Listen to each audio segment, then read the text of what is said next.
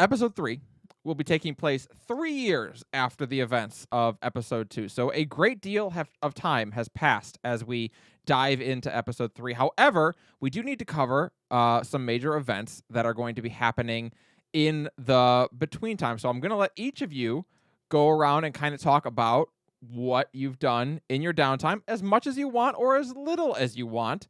And we are going to end with Robbie, because Robbie, the events of what you're doing is going to play into the beginning of Episode 3. Yeah. Autumn, let's start with you. What has Raven been up to in the downtime? Raven has mostly been managing the war effort, as is her fucking job now. She just disappeared for about a month. Didn't really tell many people where she was going. She left Ozzy in charge. Yeah, that's about what she's been up to. Stampaka spent about the first couple months after the events of Episode 2 continuing to work with their holocron. They also got in contact with what's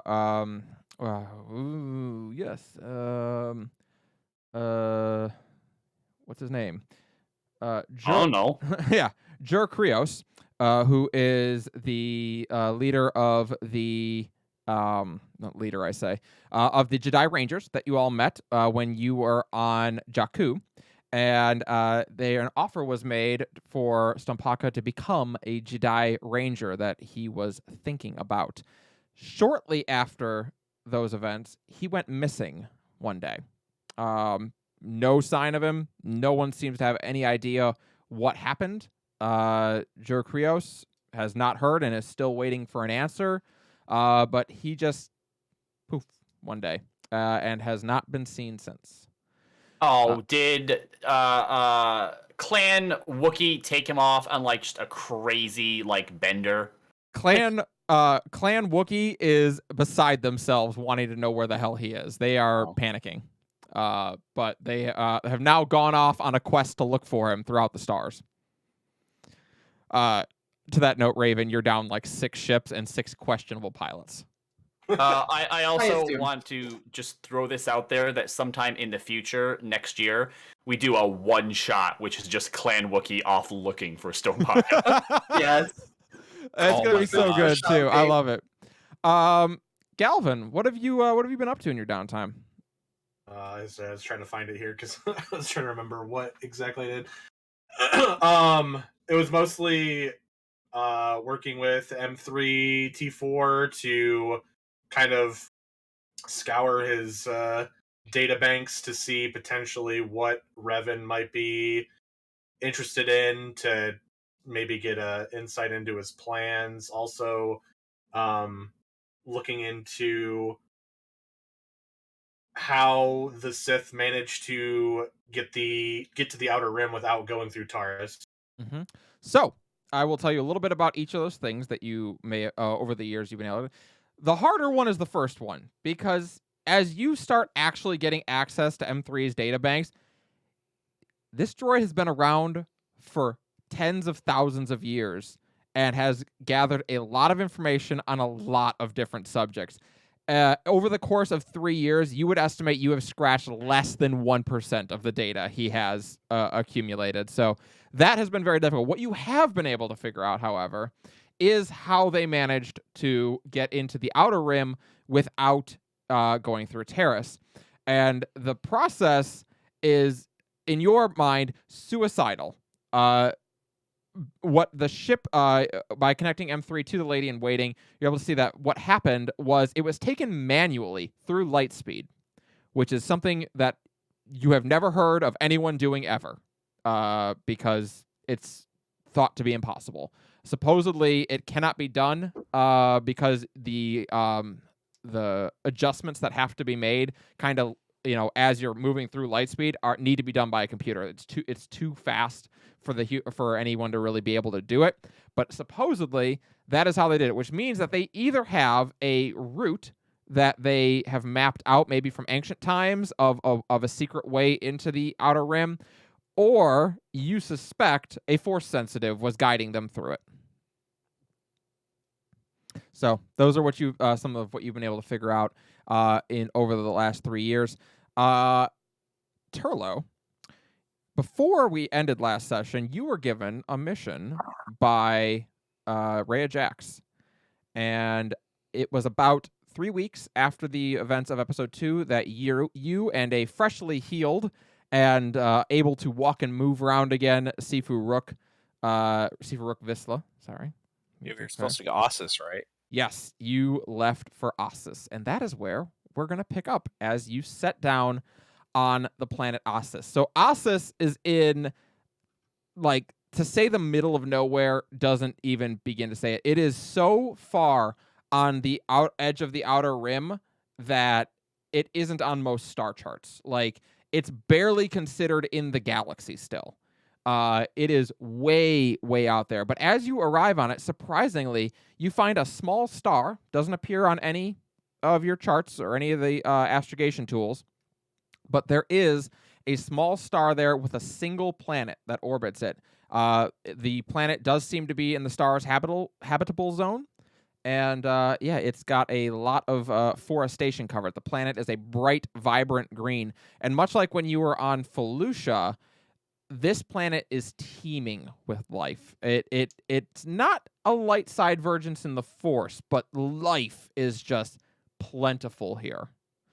So yeah, you and Sifu have arrived at Ossus. A basic scan of the planet will show you that there are some structures still on the planet. Most of them seem to be very old and overgrown, but there is a couple of what looks to maybe to be a temple or a library, an archive of some kind. The power fluctuations coming out are very low. It seems to be in a low power mode, but there is a temple on this planet.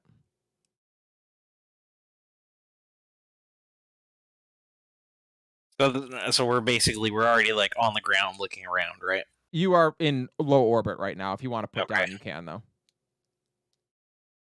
Yeah, I think we should probably go ahead and do that so we can start examining what this place is about. Okay. So, unlike Felucia, this planet is not covered in storms and fogs. It is pretty clear, so you are able to make a decent landing. You put down out front of what looks to be a white stone temple, or at least at one time it was made of some sort of white stone. By now, it's so overgrown and mossy that a lot of the stone has been discolored green. But it is a large temple with 2 spires, one on either side, and one main area in the middle. There is a reflecting pool on either side of the stone walkway that leads up towards the center building, and that those ponds have also kind of become overrun with algae and mildew at this point. So it's at one time it was probably very beautiful, and it still does have a degree of beauty to it. It's just not beautiful the way it once was. Sifu kind of glances at you and is like, I have a bad feeling about this. Oh, we've been in worse places. If she nods at that's completely fair. So she kind of starts off on ahead, making her way up towards the central area. I'm gonna follow her and just kind of be like, not very loudly, but just say, moving a little too fast, aren't we? She kind of glances back at you and nods, not apologetically, but as if to say, you're right, okay. And she, takes her time, trying to feel in the Force as you enter. Inside, it looks similar to the Jedi Archive from back on Coruscant. There are massive, not bookcases, but shelves of just hollow chips and holovids on the back. Way off to the right, you can actually see bookshelves with actual bound books on them. There are some of these in the Jedi Archive, but not very many of them. This is a seemingly large collection of them. There are ancient star charts littering the walls. Like paper? Yeah, like paper books. That's weird. Are on one of these shelves. And as you enter in, there is a pedestal in the center of the room with a statue of a woman on it. She sits cross-legged and in like what looked to be some sort of meditative stance. It is a very intricately carved statue, and it is a little, I don't want to say off-putting, but the room seems to center around it. Gonna kind of walk around and look at it and turn to Sifu and be like, this is a little interesting and a lot different than what I expected. She kind of nods as she looks around. I've never seen a library like this. Is this what Rhea Jax said you'd find here? Well, Rhea Jax has always been one to not completely divulge her intentions, so I wasn't sure what to expect when we were coming here. Right, she said the last legacy of the Jedi, right? I mean, that could mean 1,000 different things. I suppose. Never seen actual books before.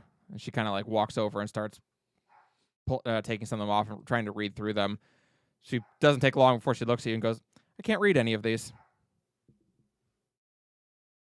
Good luck, neither can I. Indeed, they are in some sort of ancient dialect. It doesn't look like basic, that's for sure. As you're kind of just browsing and looking around, I'll tell you what, actually, go ahead and make a force roll for me. Roll your force rating. Should be, what, a 3? For you, yeah, your force rating 3. Okay. Keyboard is being stupid right now. Okay. Roll 3. Oh, wait. All right. Hey. You can sense the force in this place, but not in the way that you normally like. It's not just the ambient force that is present, everywhere you go. Here, you can sense a force user, and it appears to be coming from the statue. That's odd. Sifu looks over you. What is? What do you feel when you look at the statue?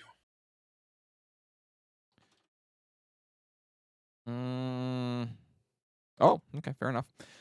She closes her eyes and reaches out in the force and nods. It's like it's alive. Or it's someone's consciousness, maybe. Maybe. She walks over, and as she approaches and puts a hand on the statue, it begins to move. And you hear like a rock crumbling kind of sound as the stone begins to chip and peel away from the statue. And beneath it, there is flesh.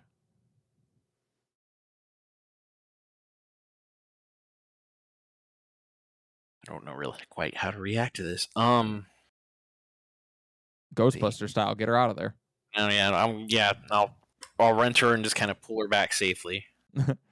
Sifu kind of staggers back, but indeed, the statue continues to like shift and move as if breaking out of a cocoon almost, until sits before you a woman. She has brilliant white hair, and she looks like she's probably in her 40s-ish. She's not middle-aged. Or, no, she is middle-aged. She's actually middle-aged. There we go. She has stark white hair and bright green eyes.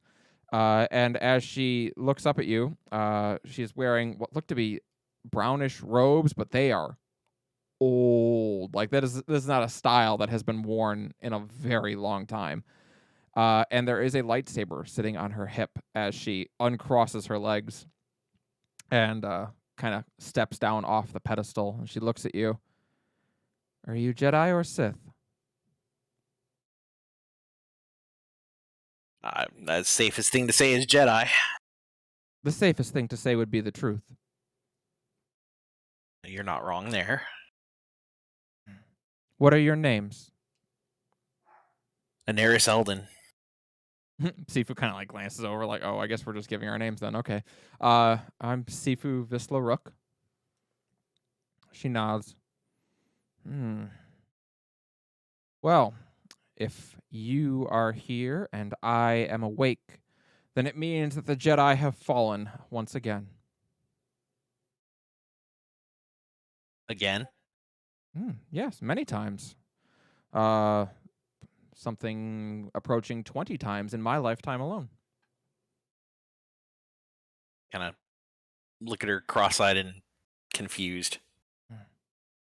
Apologies. Let us start at the beginning. My name is Revan, and it is wonderful to meet you. Revan. Yes. Interesting. That's the Maybe name your that name we've is heard. interesting. We've heard this name multiple times throughout our journeys. Well, Revan is a name like any others. It has belonged to many throughout history. There have It's been also belonged to a Sith as well. Indeed, and many great Jedi too. Well, Revan, how long exactly have you been here for? Depends on when now is. A long time, I would imagine. I don't suppose it would do any good for you to tell me what year it is. I would guess, 100,000 years? 200? Maybe? Hard to say. I only awaken at the fall of the Jedi or the rise of a new empire. So, We're on the verge of both, I'm afraid. well, of course you are. That's why you're here. Ossus, she motions around, as you can see, is a collection of art, of learning, of research, of understanding of the Force. It is something that the Jedi built in ancient times. They knew, well, they understood the fundamental truths. They understood that a place like this would always be necessary for light to continue to combat the dark.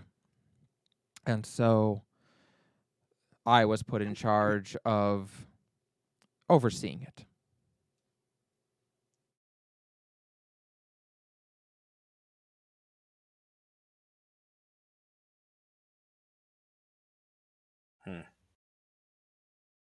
Are you all that remains of the Jedi, or are there more? Official, actual Jedi, I would say I would probably be the last. But as far as the Jedi Rangers, they're the ones that kept us from dying. Oh, the Jedi Rangers exist in this time. That's good. Still fluttering about the stars, doing as they will? Causing no more trouble than they can, yes. Tell Well, me, though, what can you tell me of a name Raya Jax? Rhea Jax. Okay. Well, I don't know that I've ever met her, so to say, but I know of her. She was a Jedi in the age of the High Republic, I do believe. She, at one time, founded the Jedi Rangers in one of their incarnations, and it was a dark time for the Jedi, if I recall. A civil war had broken out, although they did not face annihilation in that era. I learned about it from another Jedi many years later. Well, it was thanks to her that we're here now. It is good. Then we have much to do over the next, however long it takes. You have a Padawan, I presume? She glances at the Padawan braid that Sifu has, and she kind of blushes and nods. I do, and she's a very talented student. That's good. She's going to have to be, as she's going to have to instruct many others, as are you. Very well. It is... Anaris, you said your name was? Yes. Good. Sifu kind of speaks up, and she's like, so wait, this has happened before? And she nods. Yes, as I say, the fundamental truth of things is that nothing lasts forever. All things that are built will eventually fall. And all things that that fall to darkness will eventually see the light again. Sifu's like, that's not exactly reassuring. It is all a matter of perspective. Damn it, Robbie. Yes, somewhere there is still a Nokia phone that has not been taken out. I like to think that the company's still around and they're making droids now, which Yeah. have the same durability as the phones. Yeah, the Nokia Droid Company. Revan looks at you. You asked about my name. There have been many different Revans throughout history. Some who have done unimaginable good, and some who have done terrors that I scarcely can even recall. It sounds as if there is one in your time as well. There is. And he is a Sith? He used to be my teacher when he was a Jedi. I'm sorry. It is always the most difficult when those that we trust and depend on betray us. Hasn't see- been easy. I would imagine not. So he was like, okay, how are you still alive? What? Explain. And she nods. She goes, oh, of course. I am a practitioner of the Mori Crow ability. It allows one to enact with the Force as it moves through someone, slowing their vital functions almost to a stop, or in my case, to a stop. It is an incredibly lethal and deadly application of the Force, but when used upon yourself, can actually, as you saw, allow you to exist well beyond your lifespan. She blinks like, that sounds kind of Sithy. And she nods. Well, the difference between the Sith and the Jedi have always been somewhat overstated.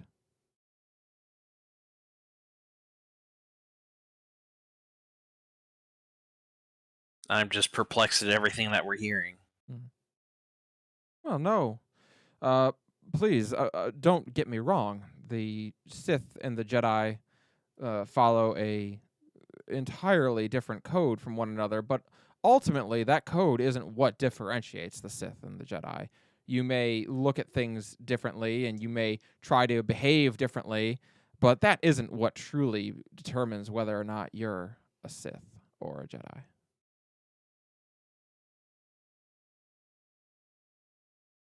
So does that mean the teachings that I've been taught contradict what you're telling me? Oh, absolutely not. The things that you have learned are no less valid for the words that I'm about to tell you. Here's all that you need to understand. Whatever you make, Anaris, whatever you build next will be different than the Jedi iteration that came before you, and that will be different than the iteration that came before that, which are different than the ones from hundreds of thousands of years ago, because things have to change. All things do. And what you need to understand now is whatever you build, whatever you and Sifu, was it? She nods. Whatever the two of you end up making, whatever you create, it won't last. It will last for a time, and hopefully that time will be good. And then it will fall.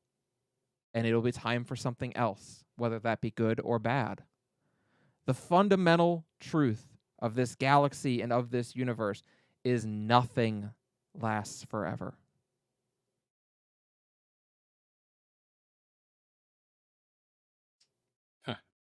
Sifu kind of like glances down. So what's the point then? And at that, Revan smiles.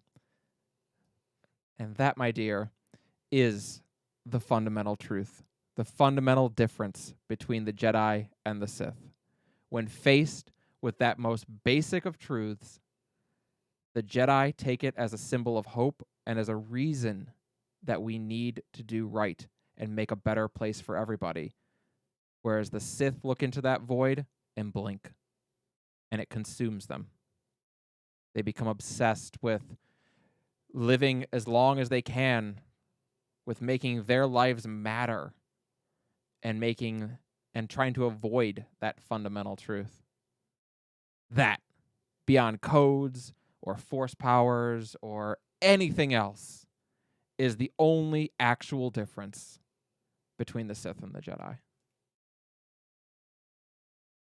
She looks to you, Inaris. Your code that you choose to follow is your expression of that truth.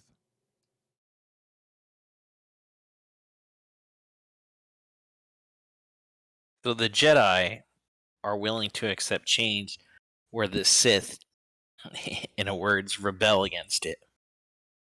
Indeed. The Jedi are willing to accept that what they make will not last. That change is inevitable. And that can be a crushing, depressing thought sometimes when you're trying to make something great. And your goal is ultimately to understand that that's okay. And to make something great for those around you now. And for those who are to come next. And try to make it last, well, as long as it can still be good. Now, I can tell we have much to learn. When this is over, I will have a gift for you. The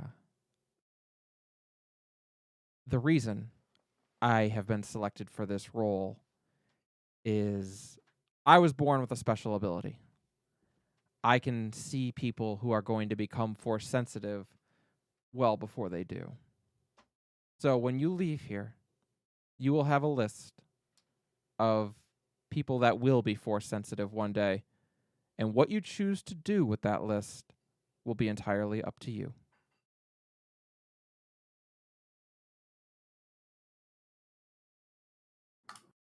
Well, if we're meant to start rebuilding and teaching, then we have to use the list to our best advantage. I agree.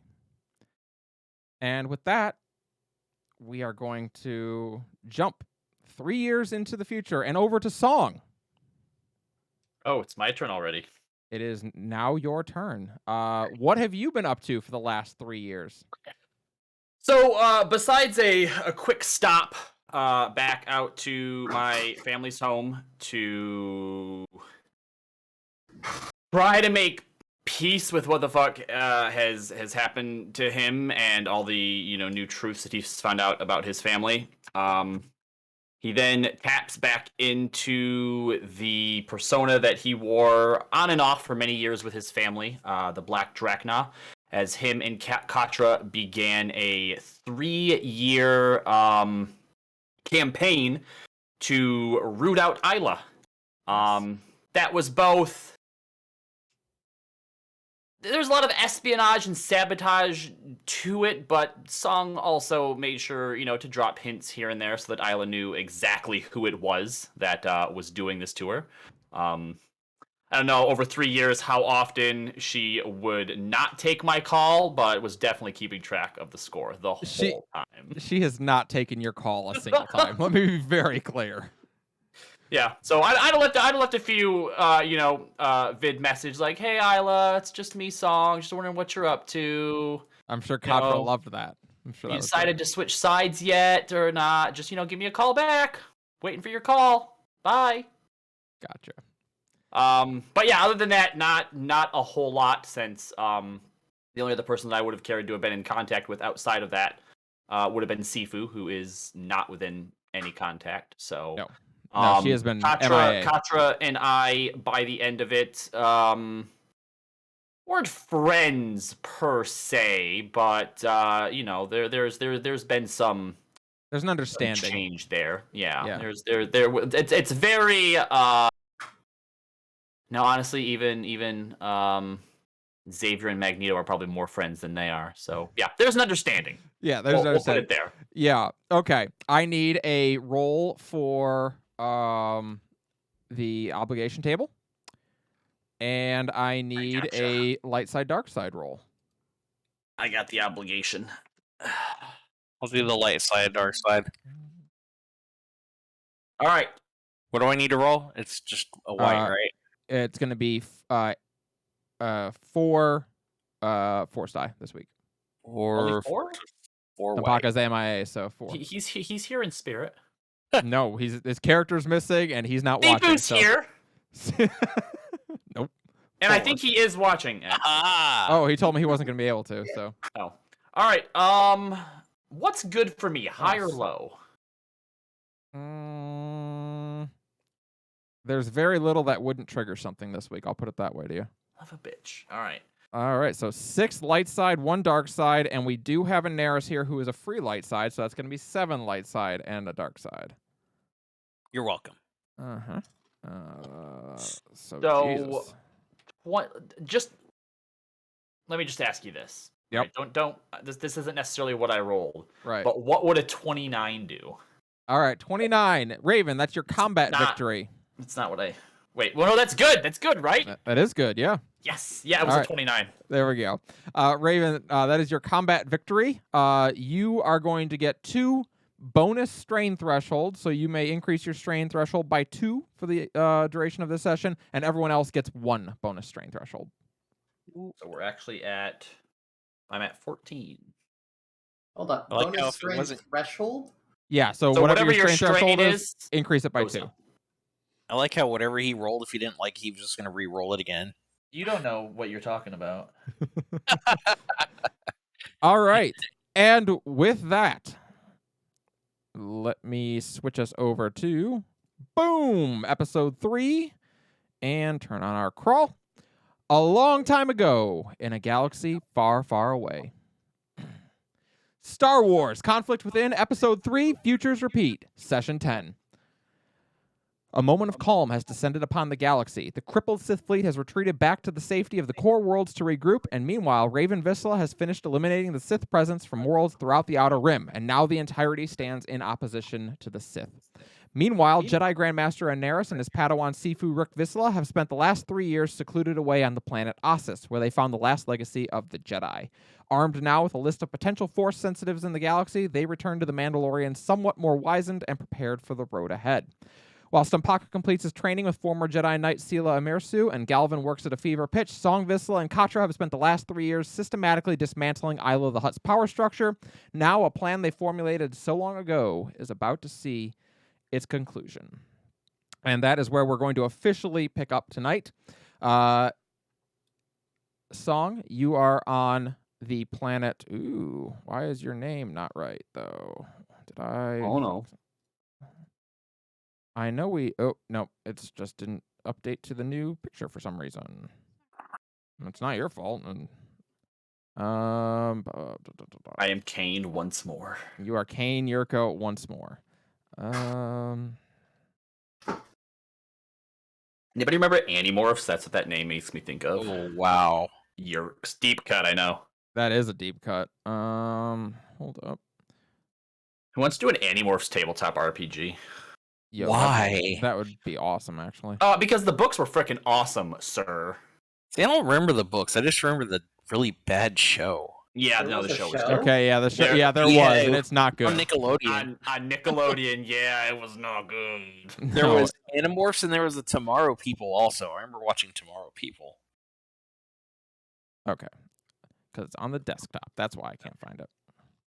Yeah, no, the books were lit, as the kids say.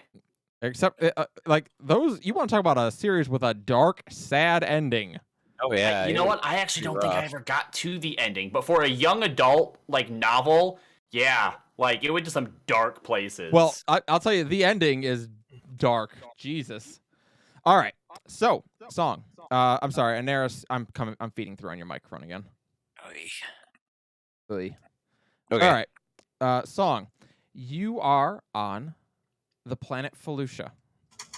For the last 3 years, you have I've been been training a jungle rancor. No, you have been harrying Isle of the Hutt. Your adventures have taken you all across the Outer Rim because Isle of the Hutt has not really had much of a formal base of operations for quite some time. She has had to, with the Sith retreating out of the Outer Rim back to the core worlds, she has been basically left alone with the remaining Sith that are still there, which are not very many, and then Mandalore and the entirety of the Mandalorian fleet. And so they have been resorting to pirate tactics for the better part of 3 years now, because if they get into an actual open skirmish, they'll be obliterated. This has been immensely frustrating for Raven because she is well aware that if she could just get them into an open skirmish, it would be over with, and they are not allowing that to happen. However, Their constant need to move has been very bad for their communications, and so you and Katra have taken it upon yourself to use the opportunity to systematically begin to dismantle her power base, in that her inner circle has been having a staggering number of sudden deaths that are not necessarily attributable to combat, to space battles. You have learned the difficulty of trying to take down someone like Isla, because the biggest issue is if you just take her down, well, her second in command is going to take over, and they are not any better. So you've had to basically subterfuge your way through her inner circle until we get to somebody that will be more sympathetic towards your cause, who's next in line, and that has taken a very long time. But it's been However, fun. But it has been, a part of you has enjoyed it, and it has given you a chance to, as you say, understand one another with Katra. She has proven to be quite useful. She is very she's in her element, you would say. This is where she probably functions best. And yeah, she's been pretty useful over the last 3 years. Now you have finally managed to do exactly what you're hoping to do. You have someone in a position of power near Isla who is basically in your pocket instead of in hers, and you have managed to find out that Isla the Hutt is currently visiting the facility on Felucia in an attempt to secure more Bacta for the Ruby Eclipse. You are aware that she's there, and not necessarily with a gigantic contingent, because she can't travel with a gigantic contingent, because if Raven shows up, she's going to lose her gigantic contingent. So she is relatively, not to say unguarded, she isn't unguarded, but not protected the way she would normally be in years past. Right. So you are on Felucia, and we will find ourselves outside of the Bacta facility that you know her to be within. You and Katra are in the immense, heavily dense jungle of Felucia, and currently watching through a rifle scope. She kind of glances over at you. Have you seen anything? A few quick questions for you. Go for it. Is this this next in line that we have in our pocket, are they here on this planet as well? They are not currently on the planet, no. Okay. Is there a way I talked to you about having a particular type of counter agent, an aerosol agent? Is that something we were able to procure? Yes, if that is something you felt strongly that you wanted, you are able to get it over 3 years' time. Is. I'll say that one point you reached out to Galvin, and Galvin was able to synthesize it for you. Okay, he had to take a little minute from his super poison, but thank you, Galvin. I appreciate that. All right. Well, do I see anything then? Taking a look myself. It seems pretty quiet right now. You saw earlier on, Isla enter the facility, so you know she is in there, but you haven't seen her exit yet. What does the defenses look like? You said that she has a small, like a contingent, like a guard that would be specifically with her. So what did we see in relation to that? So she appears to have made something of a base here. It's not, base isn't the right word. She has people stationed here. It is the same facility that you were at 3 years ago. Yep. So we should have knowledge of the layout. Yep, you've been there. It looks like they have finally managed to fix the wall that the Rancor broke open. So it is once again secure. Right now there are guards stationed on that over perimeter wall that you recognize to be Ruby Eclipse soldiers. But outside of that, it's been real quiet. Okay, and how many guards were in her like specific entourage, like are with Isla at any one time? So you saw her arrive with 10. You can count 6 on the outer walls, so you would guess there's probably 4 with her somewhere. Or 4 with her, 6 on the walls. Okay. All right, so we would have seen where she went in last. So I looked at Katra. Well, you originally were going to be bait. How you feeling about that plan? She kind of glances at the guards on the walls. Well, it depends. I think I can serve as bait still. We just would want to do so inside, where I'm not going to be sniped off from the wall. Well, we could start by taking a few of them out to begin with as well, drawing the rest of them out. Isla won't let all of them leave her, but I think I could probably talk a few down when they realize what's happening. Yeah. if you can get me up there, I'm sure I could take a couple of them out quietly. And we'll start by doing that, putting her in a position to where she can at least take a few of them. So outside of the 4 with Isla, 6 that are out patrolled, was there any other forces that are just like permanently stationed here? I mean, what is here outside of that? Yeah, they've probably got like a security force of like 5 people for the facility, and like then it's scientists. Right. Gotcha. Okay. That said, the security force, remember, Isla doesn't own this anymore. She is here bartering for it. She can't hold a structure like this anymore, because if she tries to, Raven's going to show up, and that's a problem for her. So who currently owns the facility then? Right now, it's in Mandalorian control. Well, no, sorry, not Mandalorian control. Right now, it is independent is the word I'm looking for. Ah, okay. So, yes. When she entered, did I see her meeting with anyone? I mean, you would have just seen her kind of enter into this. I mean, it's not a darkened building, but it seems darkened from the outside. Now nightfall has fallen, so yeah, there's lights on inside the building. Okay. All right, then yeah, let's start by getting Katra into a position where she can start taking shots at anyone that she sees outside.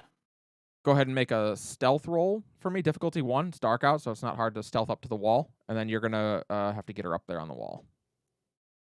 Oh no, stealth. Gosh, this is going to be such a difficult roll.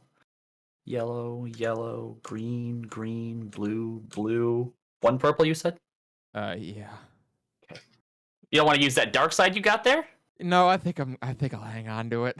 Okay. All right, 3 successes, 3 advantage. I want you to know how happy I would have been if you had failed.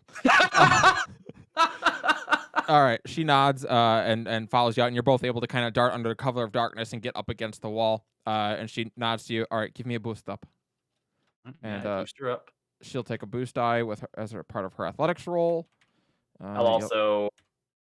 So when you use advantage to boost someone, is that something they can bank, or it has to be on the next roll? When you use advantage, it has to be on their next roll. We'll give her advantage on this roll, I guess.9 2 blue. Okay, 6 advantage. So she does need an extra moment to get up there. So what am I gonna do? Have you make another stealth roll to see if it takes if someone catches you trying to get up there? No.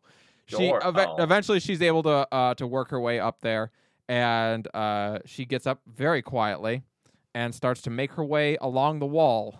You hear the telltale sound of a guy go as she starts to. Well, you've learned one thing about her. She's not particularly good with a pistol. She is extraordinarily good hand to hand. All right. So while she's up there and starting to take guys out, which should be down to 5 of Isla's outside now. I'm gonna see if I can sneak into where I guess the main control rooms would be, and see if I can find who it is that is actually in charge of running this place. Okay, interesting. Yeah. So after she's gotten a couple of the guards down closest to that kind of main gate, she'll hop down on the other side and open it for you so that you can get in and go past, go back towards the main building that you were in it a long time ago when we were having Jurassic Park fun times on Felucia. Yep. Meanwhile, Katra goes back up onto the wall to keep trying to. She's going to try and take out all 6 of the guards up there. So we'll see how she does. Okay. On that note, yellow, green, and she's going to be against the same difficulty as you were. All right, she's going to maintain her stealth. All right, you, however, are going to open the front door to try to get in. I assume you're going to want to do so stealthily, or are you going in guns blazing? Okay, difficulty 2, as you wait for a quiet moment and sneak in. Oh, boy. Okay. 3 success, 5 advantage. Yeah, you are able to just carefully get the door open and slip in the kind of opening reception area that you recall. I say it's a reception area. It's the little alcove by the front door that leads into the bigger facility. It's the middle of the night. There's no one there at the moment. Shadow in the night. Yeah, so you are able to sneak in. It's pretty quiet inside. Off to the left, you can see the doors leading off to the dormitory areas. To your right, you see the massive windows overlooking the fermentation tanks that you remember from last time is where they make the Bacta. And then the catwalk is still up above. But this area seems mostly quiet right now, mainly because all the scientists are sleeping. Yep. All right. So yeah, I want to see if I can't. Again, I'm trying to find whoever it is that would run this place, or Go or ahead. head of security. One Yeah. of the two. I don't think there's investigation in this game, but there is. Coordination. Yeah, I would allow for coordination. If you want to make a coordination check, difficulty 2.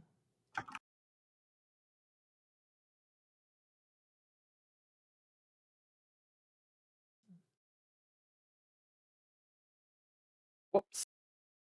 Put a space where there shouldn't have been a space. Yep. Okay. Go ahead and take a strain. But yes, you are able. You go over to the ledger that is on the reception table, and you can see that indeed off to the left is the dormitory areas. So as you move over there, it's not hard to see that there is a staircase that leads up, and at the top of the staircase, it's like 5 steps that lead up, and at the top of the one is a nicer looking door that you suspect probably belongs to whoever runs the place. Okay. I'm gonna go ahead and sneak inside there then. Okay. Difficulty 3 stealth roll to open up a bedroom.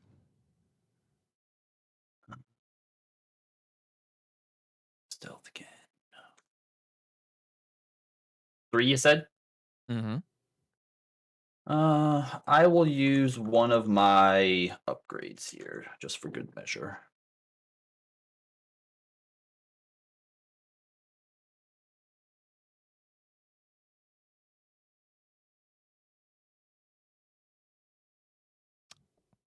Four successes and a triumph. Ooh. Okay. 4 successes and a triumph. Yeah. I'm gonna say your triumph is you've been doing this for a long time. You know the ins and outs of stealth.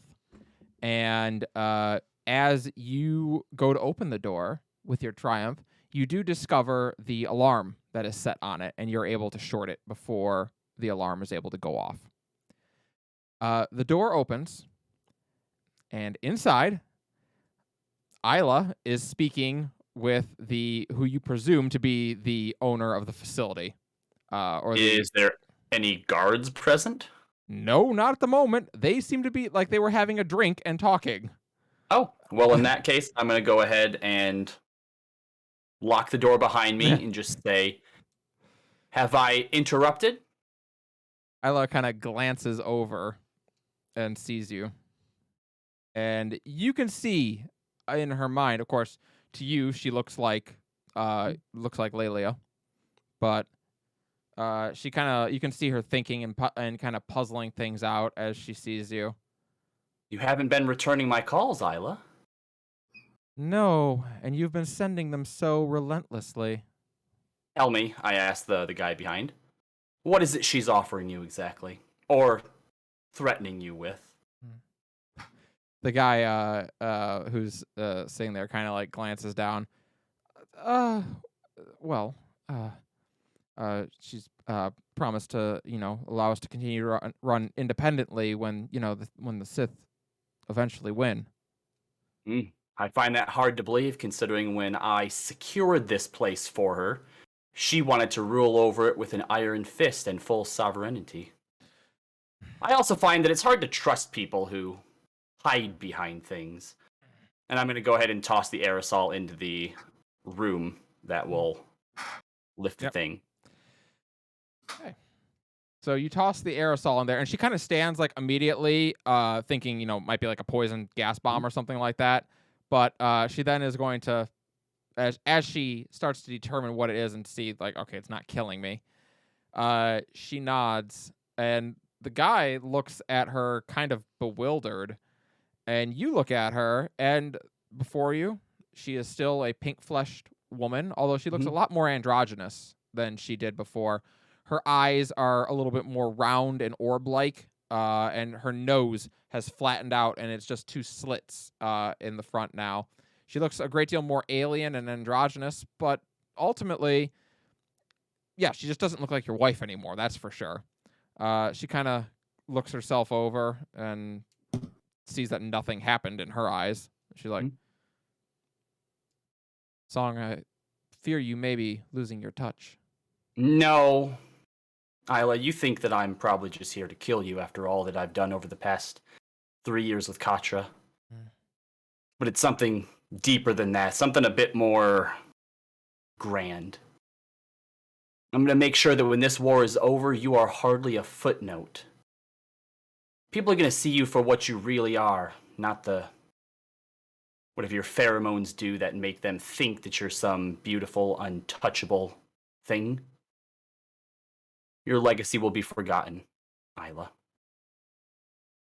She kind of smiles at you. I don't know what it is you think you're doing. You just see me the way I see myself now. You're right.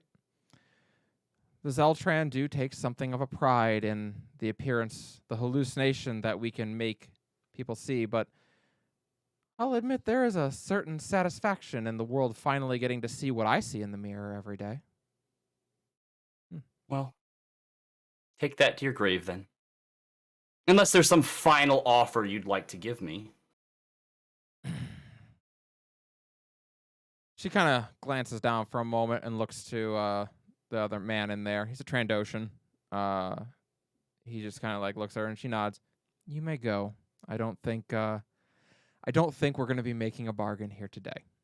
And he nods and excuses himself from the potential murder that's about to happen because he doesn't want to see it. I let him pass me. And she looks to you. 3 years.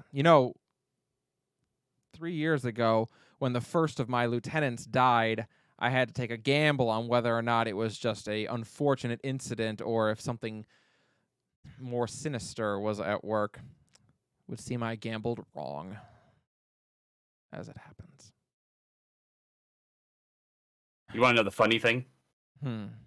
When I first made a deal with you, my plan was to eventually, when this was all over, one by one, go from cartel to cartel to cartel, wipe you all off the map. Now, the nice thing is that since then, a lot of my job got done for me. But what you don't know is when you betrayed us, that it was probably ignorant of me, I know, but after I'd handed you this facility here on Felucia and you had sent your ships to help with us, at that moment, I had changed my mind on you, Isla. You not actually being one of those slugs. I thought you were different. Yes. Well, I was made a better offer, but that's not why I took it. I didn't think you could win. I didn't think you actually had a chance against the Sith, and, well, what can I say? Our girl has proven us wrong. I understand that they're talking about calling her Mandalore the Savior. Now, I'm not an expert on Mandalore titles, but that one sounds like it's pretty good. She has been quite impressive. Well, the reason you lost was because there was a Vizsla on both sides. I suppose so. Well, you asked me if I had one last deal for you, and I do. You still need ships, and you still need people. I will put the Ruby Eclipse under your command. They will serve you until the war is over, and when the war is over, you let them go on their way. Myself not included. That's a fair offer, Isla. Oh, one sec, you can't see my smile. And I'm going to take the helmet off. You got a better offer for me? The Ruby Eclipse are already mine. Oh, you do think of everything, Song. She sits down in the chair. No, I don't think I do. That is all I have for you. You have systematically rooted out every bargaining chip I could possibly have left. I'm gonna take out my disruptor pistol. I'm gonna set it to the side. And take my blaster off and set it to the side. And then I'm going to approach her. She looks up.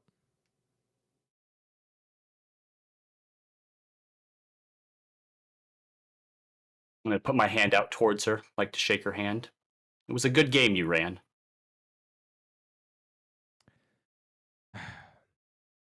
As you've learned before, I do so hate losing. But I'm not stupid enough to know when I haven't. And she puts her hand up, shakes it.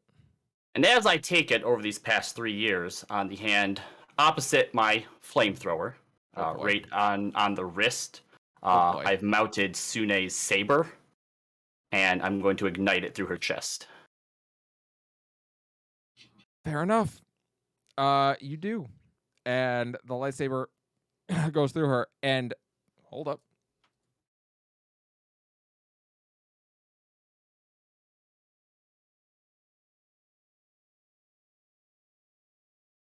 Okay.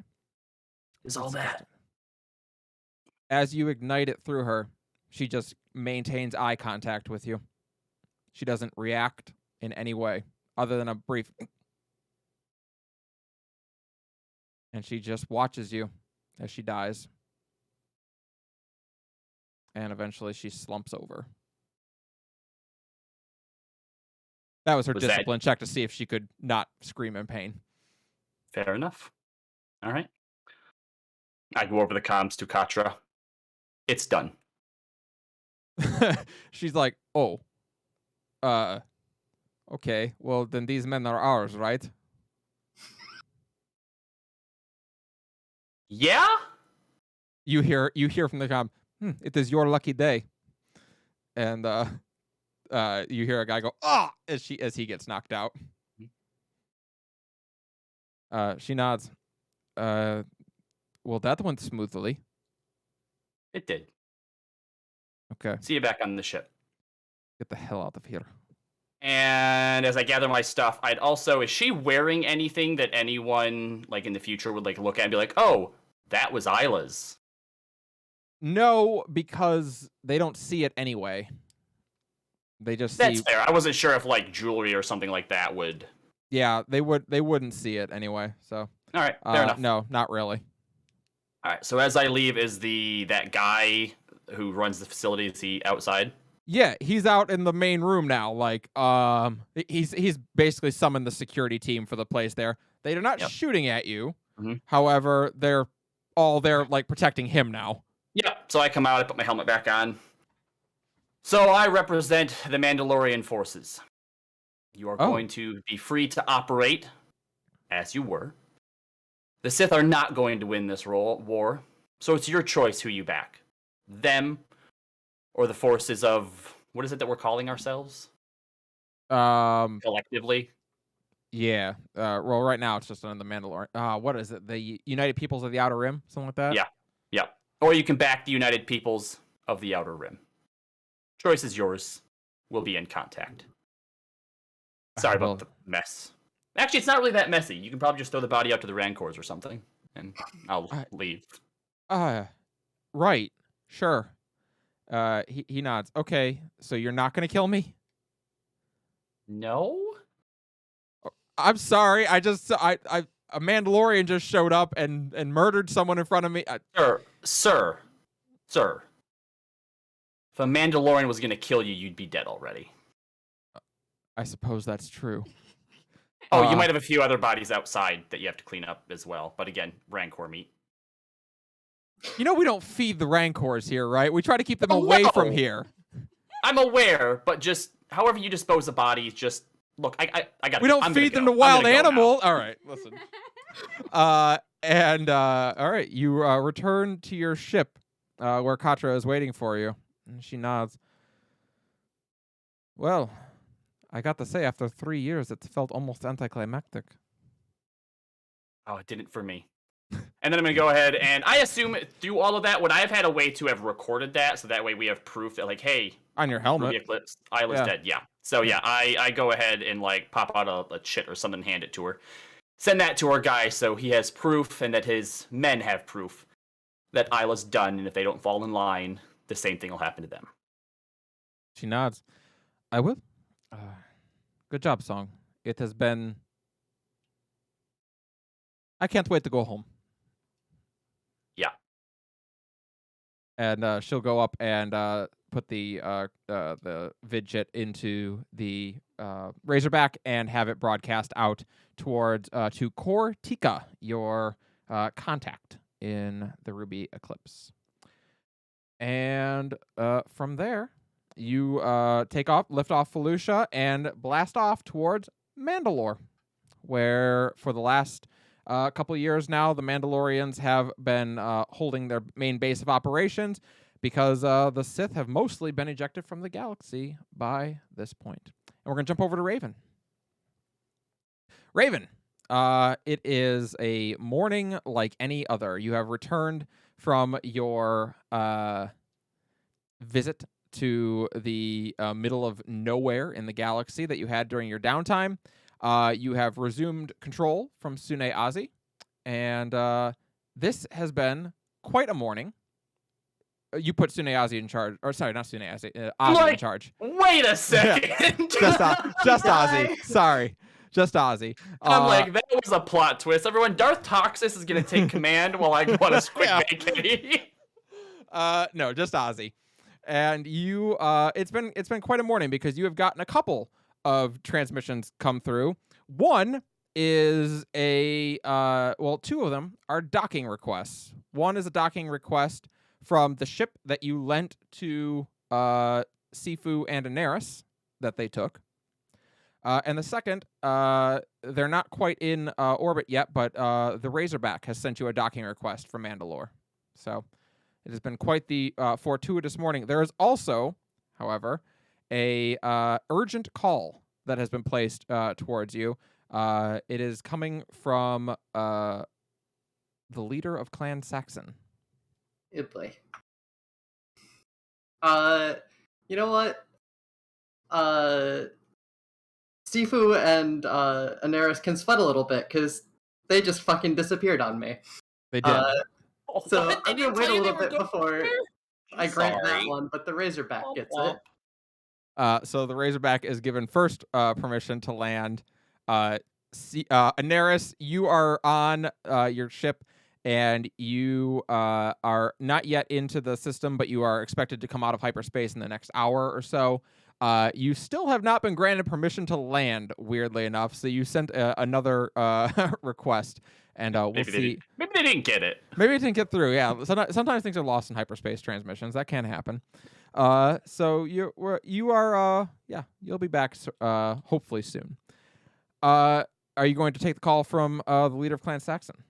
Yeah, I don't remember what her name was though. Well, to him. You open up the vid screen, and on the screen is a man who's probably 55, something in that area. He's in his mid-50s. He looks like a tough son of a bitch. If Jason Statham and Arnold Schwarzenegger were combined, that's what this guy looks like. He has got scars down his face. He has seen a lot of battle. His gray hair is very, yeah, exactly. His hair is very short, and he has one of his eyes is clearly a fake eye because it's a cyborg eye because the other one was put out at some point. He nods and he looks to you. Mandalore. What's his name? Gar Saxon is his name. Been a while since I've addressed one of the clan leaders. I'm supposed to just address them by name, right? Yep, you would call him Gar. Or Gar? Gar Saxon, yeah. It's been a long time since we spoke. I hope all is well. As well as it's been. Eventually we're going to have to take this fight to the core worlds. He has been saying that to you for 2.5 years. Clan Saxon is known for being the most warlike of the clans. They are what you think of when you think of a typical Mandalorian. If you think of them as bloodthirsty warmongers, you're thinking of Clan Saxon. Is why we've been building up the fleet for the last 3 years. Mm-hmm. Listen, I'm reaching out to you because I've heard some disturbing rumblings within my own clan.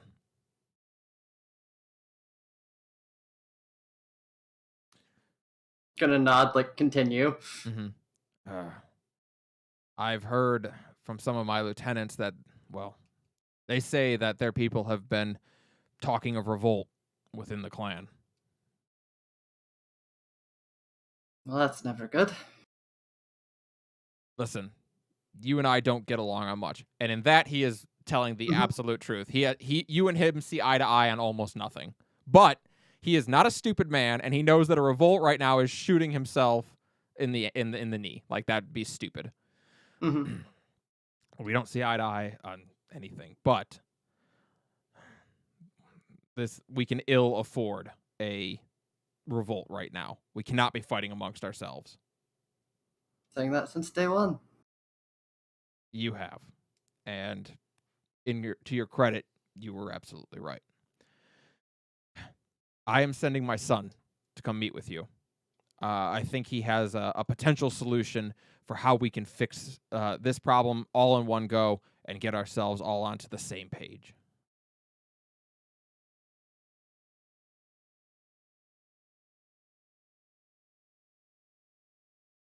Do you have any details you want to share, or you just want me to talk to him? I think it's probably best that he shares it. It's his plan. He's a good kid. He's still a little wet behind the ears, but he's had a pretty distinguished service so far. But he nods. He'll be by probably later today. So just I would appreciate it if you would receive him and hear out what he has to say. Of course. All right. Gar Saxon out, and he cuts. Not really a man for sharing a lot of words. Now I'll accept the landing request for Got it. Anaris. And All right, Anaris Sifu, congratulations. You have also been granted access to dock. It is, however, Song and Katra who dock first. The Razorback sets down outside of the main capital of Mandalore, and waiting for them. It's a relatively small greeting party. Galvin, you are there along with M3T4. As you received word earlier today that your allies were finally making a return. Also there is, I presume, Raven going to meet the two of you, and a couple other of Vizsla hires up, and as well as Ozzy is there.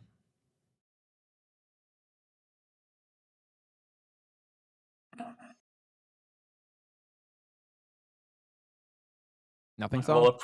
Well, approaching them, I'll hug Ozzy and give Galvin a little pat on the back.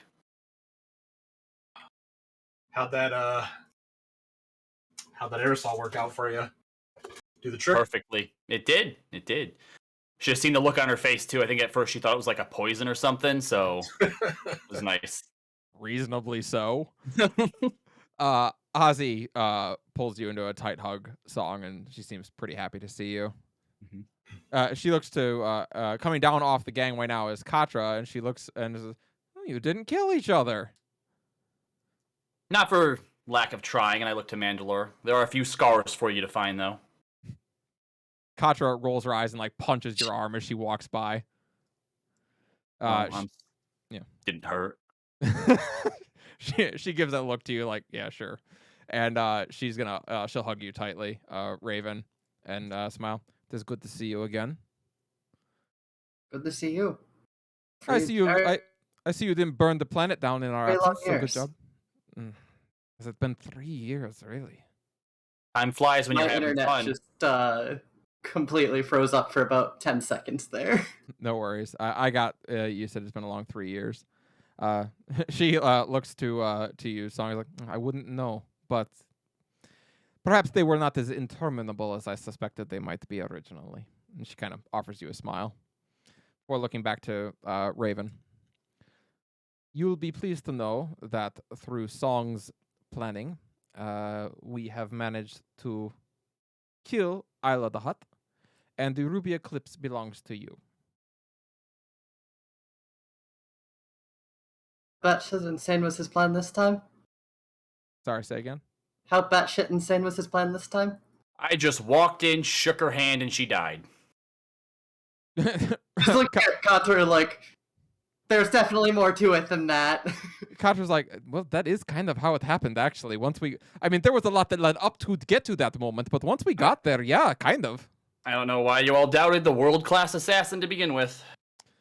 I don't think So anyone much doubted you. doubting That's why I you came out. as you pulling off insane shit like how we got to Nalhata. Yeah, I was meaning to ask about that. How did you get onto Nalhata? We just turned the ship off. Raven just shudders. That is the dumbest thing I have ever heard. The simplest solutions are often the best. She looks to behind her at the starship and is like, I'm not sure that is accurate. But fair enough. She looks around. Where is everybody else? Dumpy disappeared. Zifu and Anera should be landing soon. I let them sweat on the landing code because they disappeared without saying anything. Wait, so both Stampaka and Sifu and the Neras all disappeared without saying anything? Yeah, that's about right. Where is Stampaka?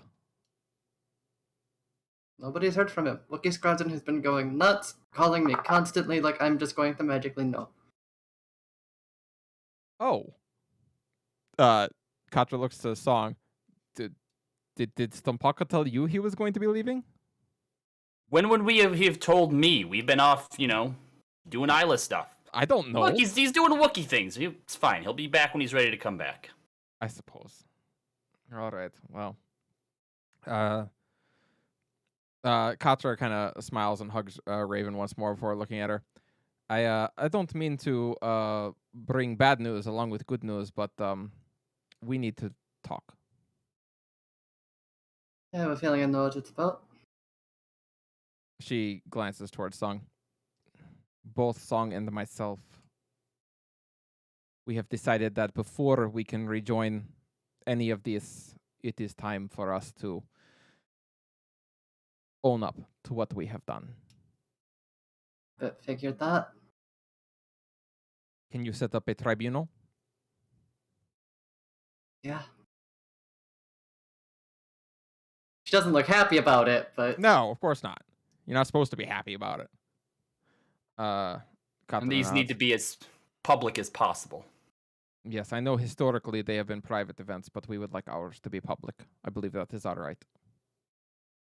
take a little bit more time to set up, but I'll get it done. Okay. Thank you. As they walk away, I want to take Ozzy onto the ship and be like, you want to see something cool? Ozzy like, hell yeah, I want to see something cool. We get on the ship, I'm going to show her my wrist-mounted lightsaber.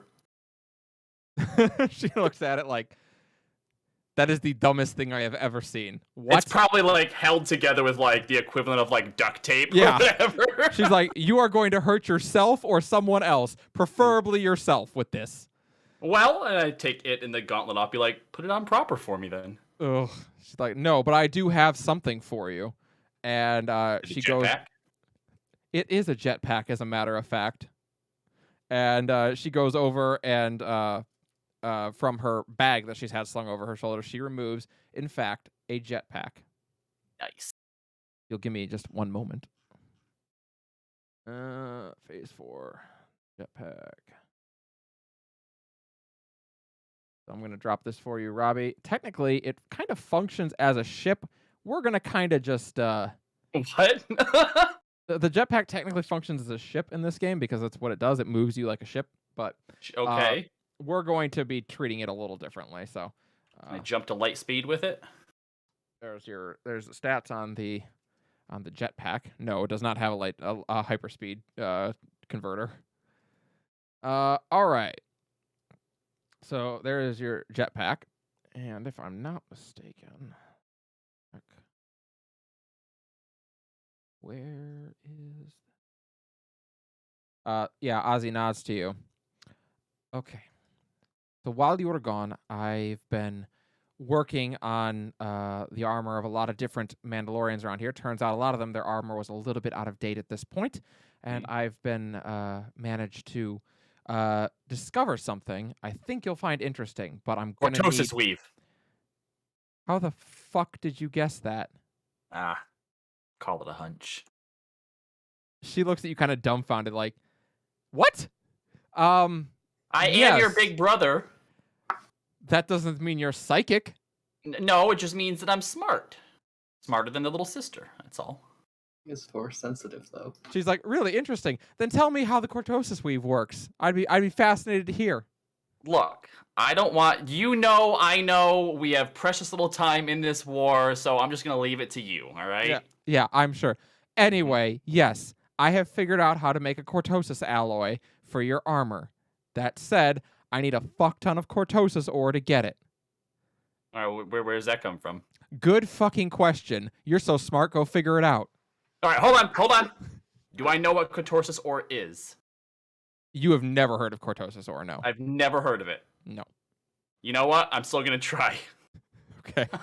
I'm gonna try and use Seek to see if I can get a vision of where Cortosis ore is. Okay, let me see.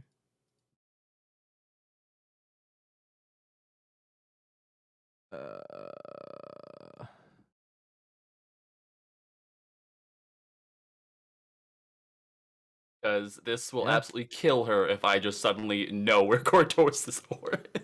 You can certainly try. All right. So that's a white dice, right? Yep. Can I use in any way destiny points to help with this? Nope, not for free. All right. Well, I mean, you can in that you could use dark side points with a destiny point, but Okay. You don't think I'll do it? only Do I need one one dark or side. Two. Two. I need two? Fuck. All right. So I just close my eyes for a moment. I'm like, I'll get back to you. She's like, yeah, you're so smart. You're so impressive, and she leaves. I'm going to find it before you do. I'm not looking for it. I win. Ugh. So yeah, does anyone have anything they'd like to do before I let Anaris and Sifu sit down? Nope. That's who I'd wait for at this point. Great. Song, it's a little bit later in the day when Sifu shows up on the Razorback. She's put down on their ship. They had to undergo a pretty routine inspection and decontamination because they came from deep in the at the edge of the galaxy. So they took a little extra time after they landed before anyone was allowed off the ship because you never know what you're going to bring back from the edge of the galaxy. And it is about 3 hours later, I would say, when this woman enters the Razorback. Is it this one? Nope, that is Darth Toxus. Is it this one? It is this one. This is who enters the Razorback. She does not have her lightsaber ignited as she enters. So Fair enough. I'll tell you that much. Yes. So the 16-year-old steps up onto the ship, and as she kind of looks around, and she kind of smiles, enjoying. She hasn't been on the ship now in 3 years, and feels kind of like home, even though she was only on it for like a week. But she nods and looks to you. Took you long enough. Would you take the R2D tour to get here? Ugh. She turns around and leaves. No.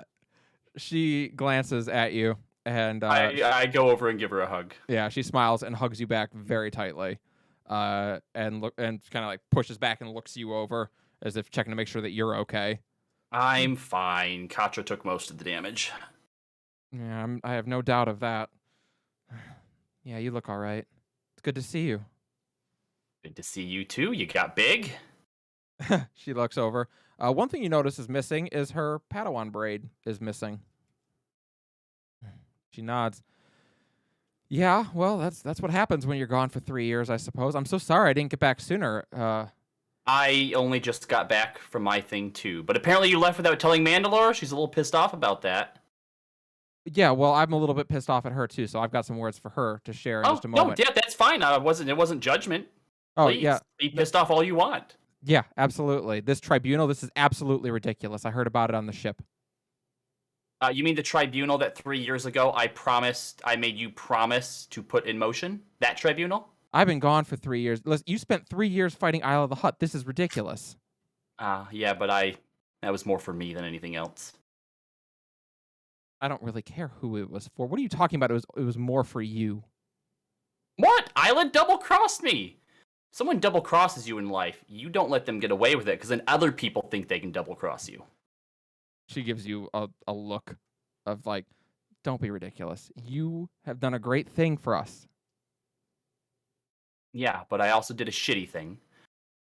And people need to see those who are at the top be held accountable so that they know that actions have consequences. This tribunal isn't for me, it's not even for Katra. It's for everyone else. People need a reason to believe that people who have done bad things can still be good people. You don't think I'm going to give them that? I hope so. And she hugs you one more time. I take Well. a bite from a cookie.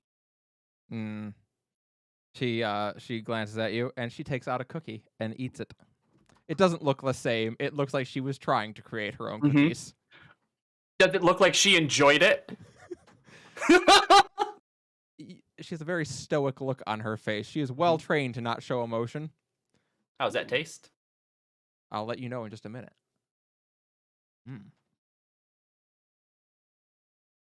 Like an Oreo.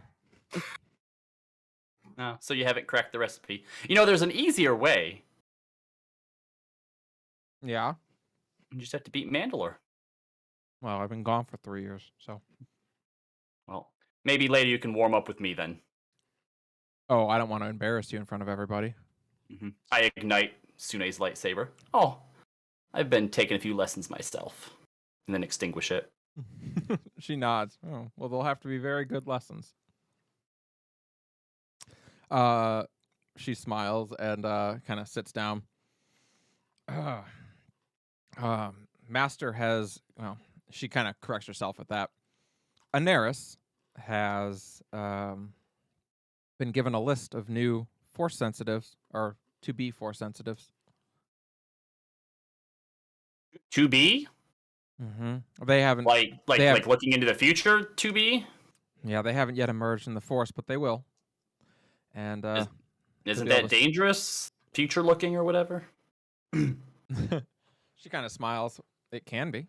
It certainly has been in the past, but it is the only way we're going to be able to build a new Jedi Order. Oh, did you learn that thing? She glances at you. Un momento.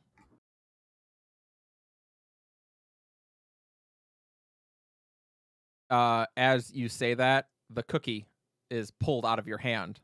I'd shoot it out of the air. You can try. That's a quick draw. So you do have quick draw, so I would let you try. I have 2 ranks of quick draw. Yeah. Thank you very much. So that's gonna be a, oh my god, that's a tiny target that you weren't expecting. I'm gonna say that's difficulty 3 with a black dice. Ooh. All right. Well, I'm going to go ahead and pull a Stompy here and use the Destiny dice. I already have 4 yellows. What does that do? Does it add a green? Adds a green. Okay. 7 success. Oh shit! Didn't put the black in there. Put a blue. Hold on. Let me just roll a black. It ain't gonna change 7 successes, but yeah, fair enough. No, you're right. Yep. All right. So shoot the cookie out of the air. Ah! But she looks at you. Good girl. Yes, I did learn it. Proud of you. She's real good at it too. She nods, and That was my last cookie. I gotta make a new batch. I'll help. I'll watch. No. I don't think so. Anyway, I'm gonna go speak with Mandalore because this is insanity. Okay. And Have fun. she nods and gets up and heads off the ship. She stops as she exits. Yeah, I'll join you for dinner tonight. I nod. She nods and takes off. Anaris, you are back on solid ground, and you have been taken to go see Mandalore Visla and Galvin.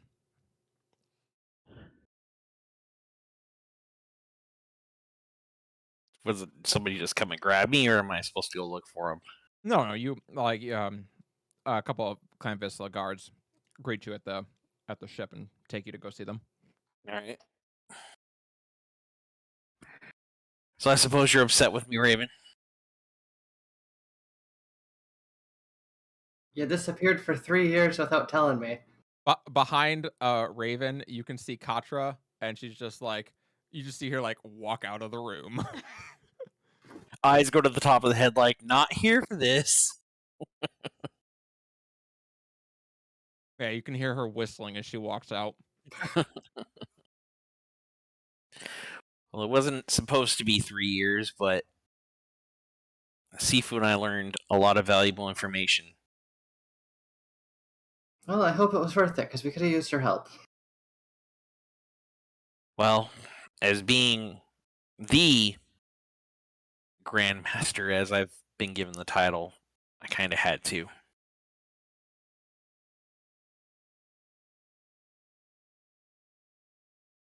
We have been tasked with rebuilding the Jedi. And it's not going to be easy.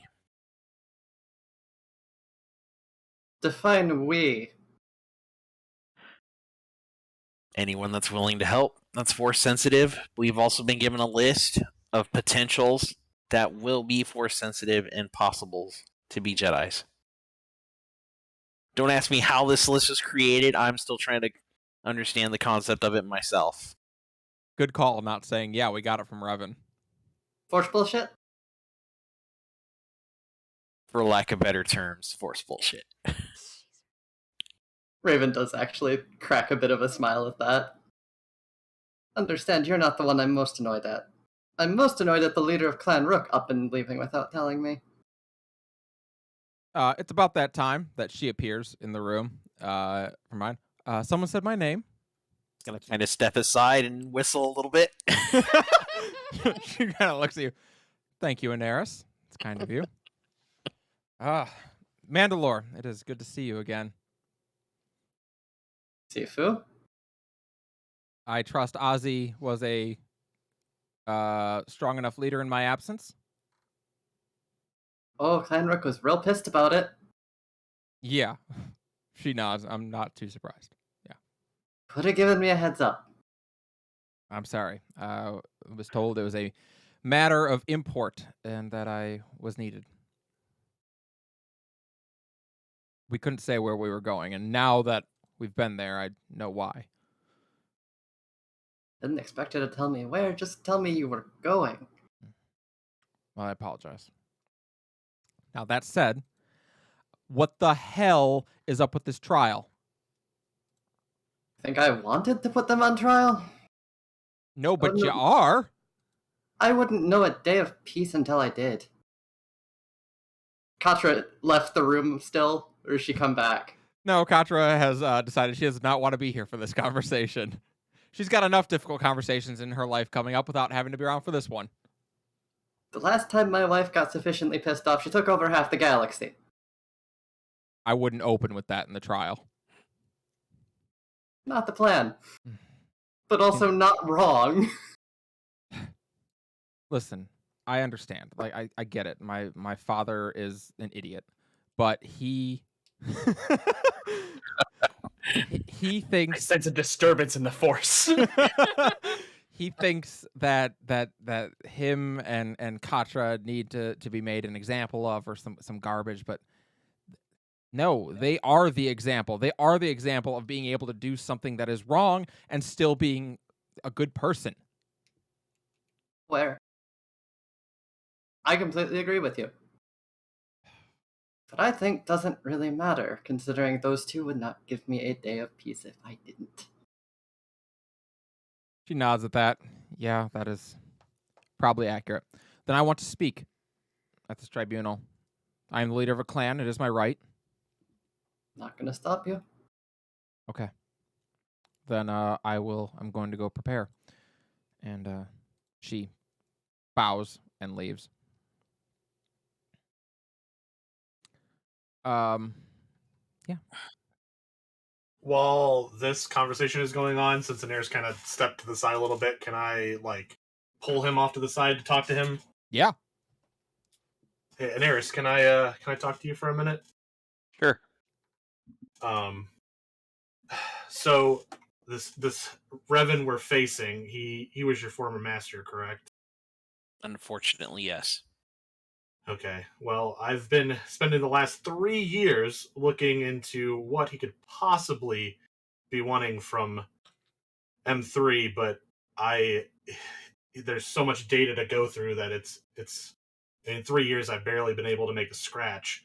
So since you've been gone, I haven't been able to really talk to you about it, but I was wondering if maybe you might have some insight into what what was his goal, I what was he like when he was with you? Well, when he was a Jedi, he was just like any other Jedi Master you've met. But on a mission that we were both at, we got separated.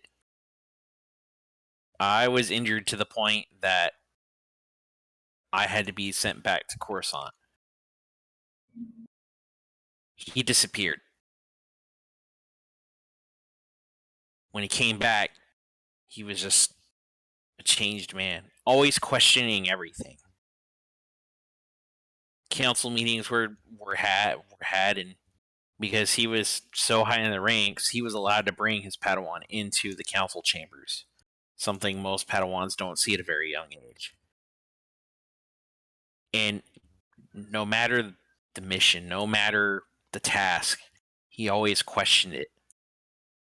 And he just showed so much anger. And before he left, he, right in the middle of the Grand Hall that all of you walked through the first time we met, he tried to strike down a Grandmaster. Yeah, he's a dick. I'm sorry, Kelly. I'm just kind of winging it on this stuff because this was never really written. No, you've basically stuck to the story that we wrote. So yeah, that's pretty much it. A couple things that you note. And whether or not you choose to share this narrative is up to you. He ultimately wasn't found out to be a Sith Lord by the Council. Right. You or to have fallen to the dark side by the Council. It was you actually who went and spoke with Grandmaster Keela Voss and said that the lessons that your master were teaching you did not fit with the code anymore, and you couldn't follow him anymore. And she went and confronted him. Right. And yeah. And then after that, he pretty much just disappeared. Mm-hmm. And no one saw or heard anything, and we pretty much thought he was either dead or, like the rule of two states, he found another apprentice and became a Sith, which turned out to be true. And you're saying his strange behavior started after you got hurt on a mission? Like, he didn't come back for a very long time. So there's plenty of things that could have happened in the meantime. I mean, for all we know, he could have been on Korriban, which plainly he was. All right. Well, I'll keep looking into it. I appreciate the information. I wish I could tell you more, but that's all I remember. It's appreciated nonetheless. Anytime. I find Daenerys at some point as well. You may. Also, that evening, you are all. That evening, Daenerys, Galvin, Raven, Katra. Yeah, the four of you and Song, you all find yourselves in a bar is not the right word, but an eatery that evening, and yeah, you are We able went to to find- Olive Garden. Yeah, you're at Olive Garden effectively.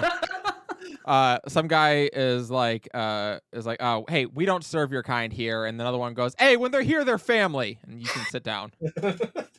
I tell the waiter, I'm like, just leave the cheese. Yeah, exactly. So yeah, you're all at an eatery. So if you want to chat, you can. All right, I'm gonna take Anaris off to the side. As you do, Raven, you get a message from one of your personal guard that Jorah Saxon has arrived. Shit. I have to handle this.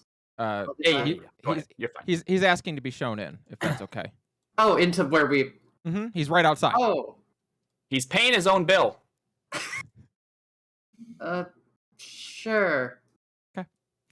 Stumpaka, or I'm sorry, Song, you and Anaris may go ahead. Yep. So I bring you over to the side, and I just have my arms crossed, staring at you. Something troubling you, Song? Yeah. You're obviously the Force expert in the known universe now.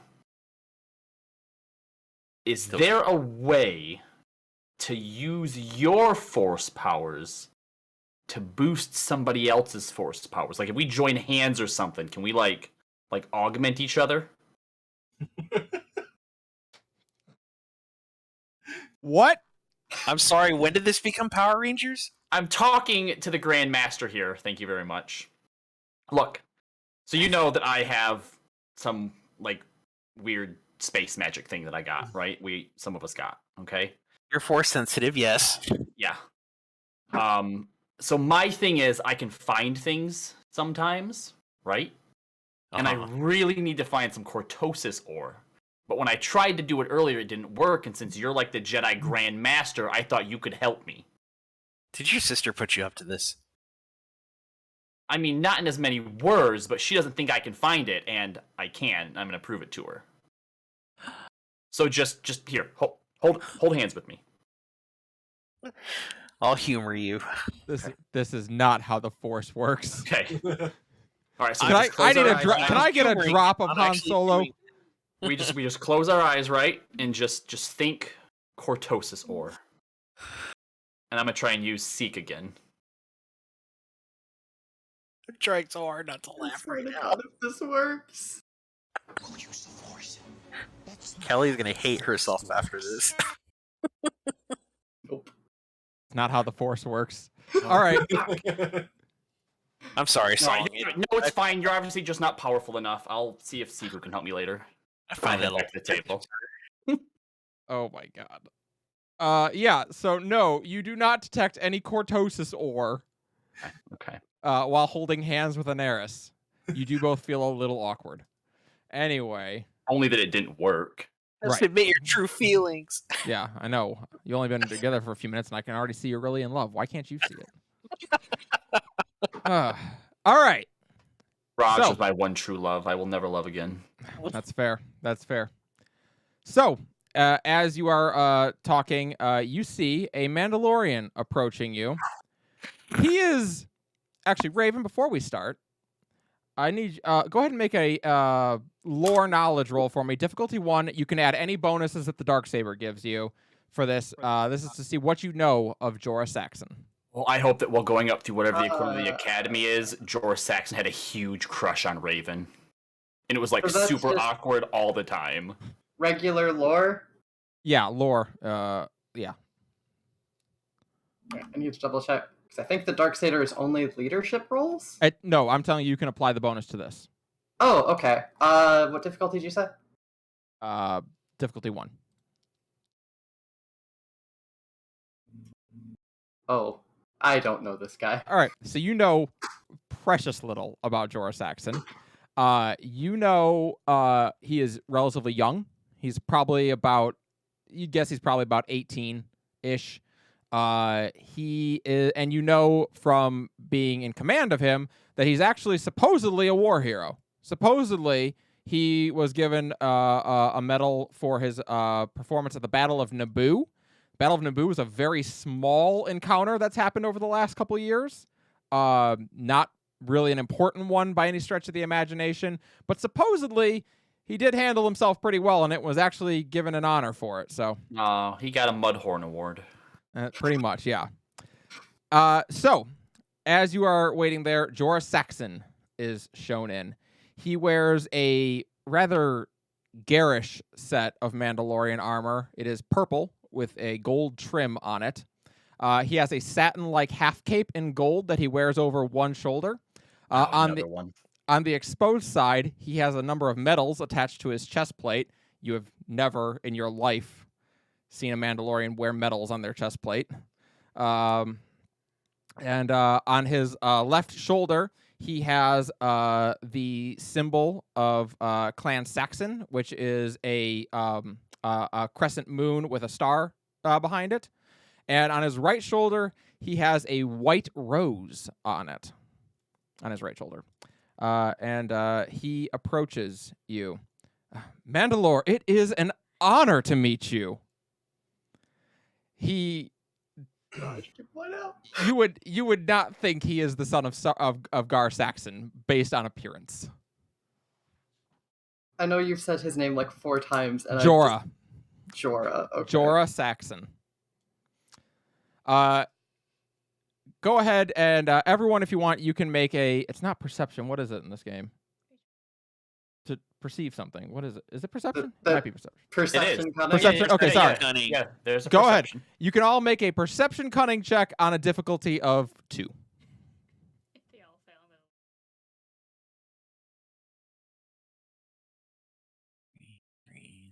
1 success, 2. I think that's strained. It's been a while. Ugh. I got a threat with mine. I don't know how you can explain that one, but Yeah, same.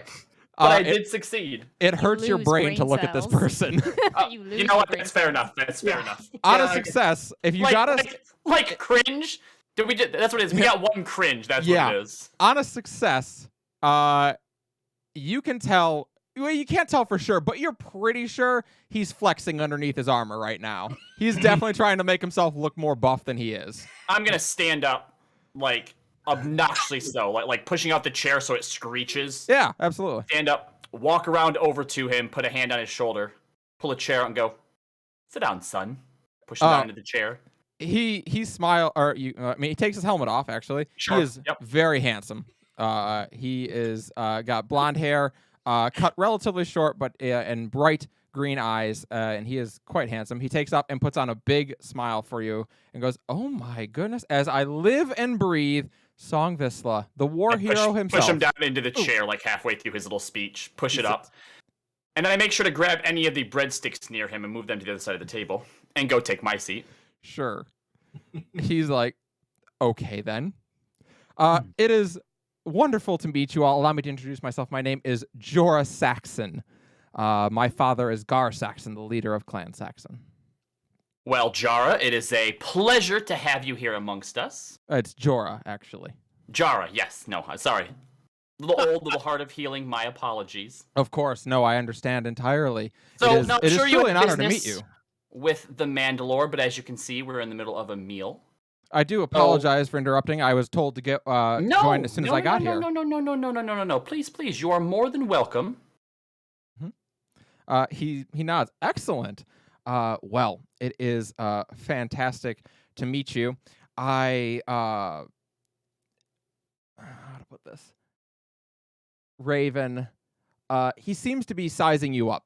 As he has not met you before, and it is definitely his first time sitting in the presence of Mandalore. So, he seems to Raven be is sizing you very up. clearly not affected in any way. Okay, got it. Now, Mandalore, I'm Maybe, sure like, you and Squints a Jira little bit here. 'cause she's blinded by his armor.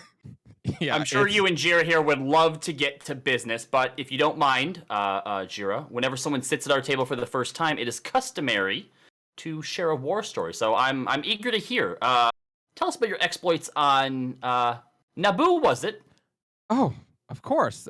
You must have noticed the medals. Believe me when I tell you that I myself don't believe that one should really display their medals. It is what we do on the battlefield that actually matters, not the And yet, here you are displaying your medals. I know, but when the Queen of Naboo presents you with one, it would be rude to not take it upon yourself.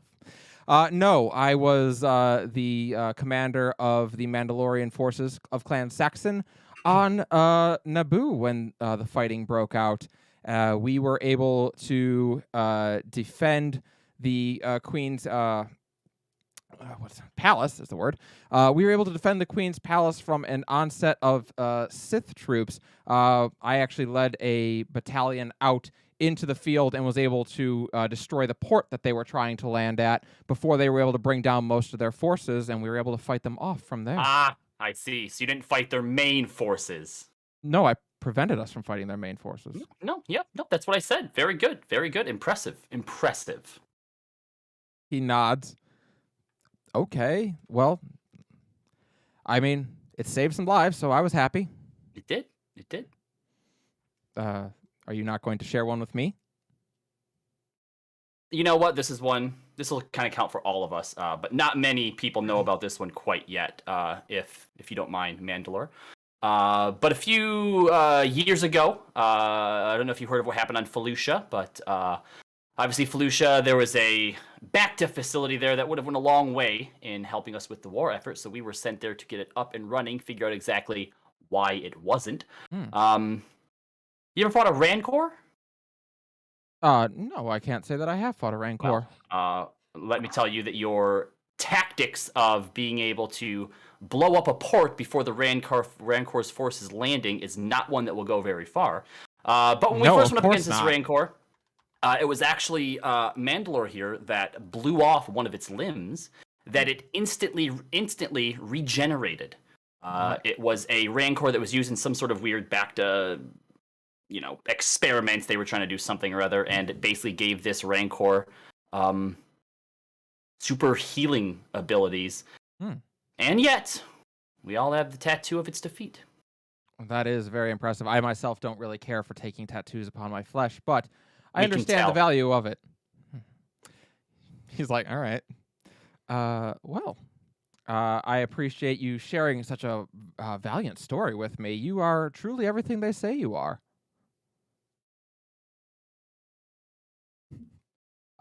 He nods. So, I trust, Mandalore, that my father spoke with you about why I would be visiting.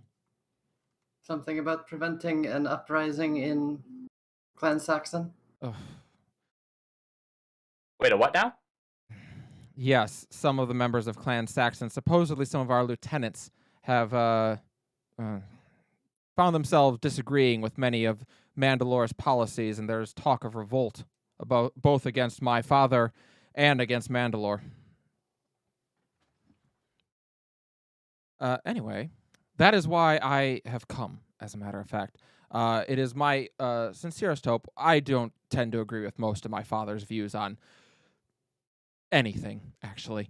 However, I think you have been an outstanding Mandalore thus far, and it is my hope that Clan Saxon will continue to serve you loyally for as long as you deem lead, I suppose. To that end, I thought the most. Sorry, go ahead. Insight check the shit out of that. Are you trying to determine whether he's being honest? Yes, kind of. Okay. It's hitting Raven's ears as this might be bullshit. Are you trying? Okay, so let me just clarify. Are you trying to determine whether or not is this like more of a threat than it is a compliment, or is he just like you're trying to Is check he out if he's just lying? bullshitting me? Okay, yeah, fair enough. Okay, go ahead and make a perception check. Or no, also it's like a social to- skill. I forget what that was. Deception. Cool. I think. Cool. Yeah, this would be cool presence. Yeah, make a cool check. But I Difficulty- also argue with. Sorry. Go ahead. Give the difficulty. Yeah, your difficulty is going to be a red and 2 green or 2 purple. Oh, well, shit. It's going against his skill. With the way that he delivered that last line, could I argue for a skullduggery check to see if he is hoping to put himself in a position that should she not be Mandalore, that he could be considered? Got it. Yeah. Difficulty 2. 2 purple. Automatic success advantage to social skill checks against Mandalorians, so no success for advantage. Sure. He seems. You don't think he is like blowing smoke up your ass. He may not have the most social awareness, but he's being honest with what he's saying. I Okay. got 2 success and a threat. Take a strain, and likewise, you don't sense a real ulterior motive in what he's telling you. He seems like, indeed, he probably doesn't get along particularly well with his father. Him versus what his father is. You know who Gar Saxon is, Song. He's a bastard. And this guy seems like the opposite of Gar Saxon. He probably doesn't get along particularly well with him, but yeah, he seems honest about what he's saying. And he I'm gonna lean over and whisper into Raven's ear. I don't really have anything to add. I just wanted to think that I'm saying something to you, and then lean back over. He's like kind of watching, like, okay. Anyway, I do hate to be the bearer of bad news on that. I had hoped that my father would share a bit more. However, it is my sincerest hope that we will not have anything come to that. To that end, well, he kind of fidgets a little. I'm actually here to propose an alliance through marriage for the good of our people. Song in mid-drink spits it all over the table into a laugh. Sorry, that was that was rude of me. No, continue. Go ahead, please. No. Katra's sitting right next to me, right? What? Katra's sitting like right next to me, right? Katra is next to you, yes. And What's her reaction before I react? Katra is very measured, as she so frequently is. She doesn't show a whole lot of emotion. You see her; she's more processing this. That said, Katra also is well aware that she is not legally your wife, and she is aware that a marriage would be useful. So he nods. A marriage between Clan Vizsla and Clan Saxon would for certain show the people of my clan that there is still, our ties are stronger than ever, and would dissuade them. I think it would be good for all. Is that why you're so glammed up? Were you hoping to make a good impression? No, this is what I wear. Oh, honey. No, you know what? Yeah, it's you look great. Okay. Yeah. Raven's gonna take a deep breath. Ignoring the fact that I'm about as far straight from as you can get. Gonna set the Darksaber on the table, like, so that her wedding ring in it is very prominently shown. Yeah. Are you aware of what's said of a Force user's lightsaber? Oh. And he gets a look on his face of embarrassment. And he goes, "Oh. Oh, you misunderstand me. Oh, my goodness gracious. I'm so sorry. Oh." It's gracious. Of course. Talks like that. No, please. I apologize. I apologize to all of you. Please understand. I am first and foremost a man of passion. I am a man.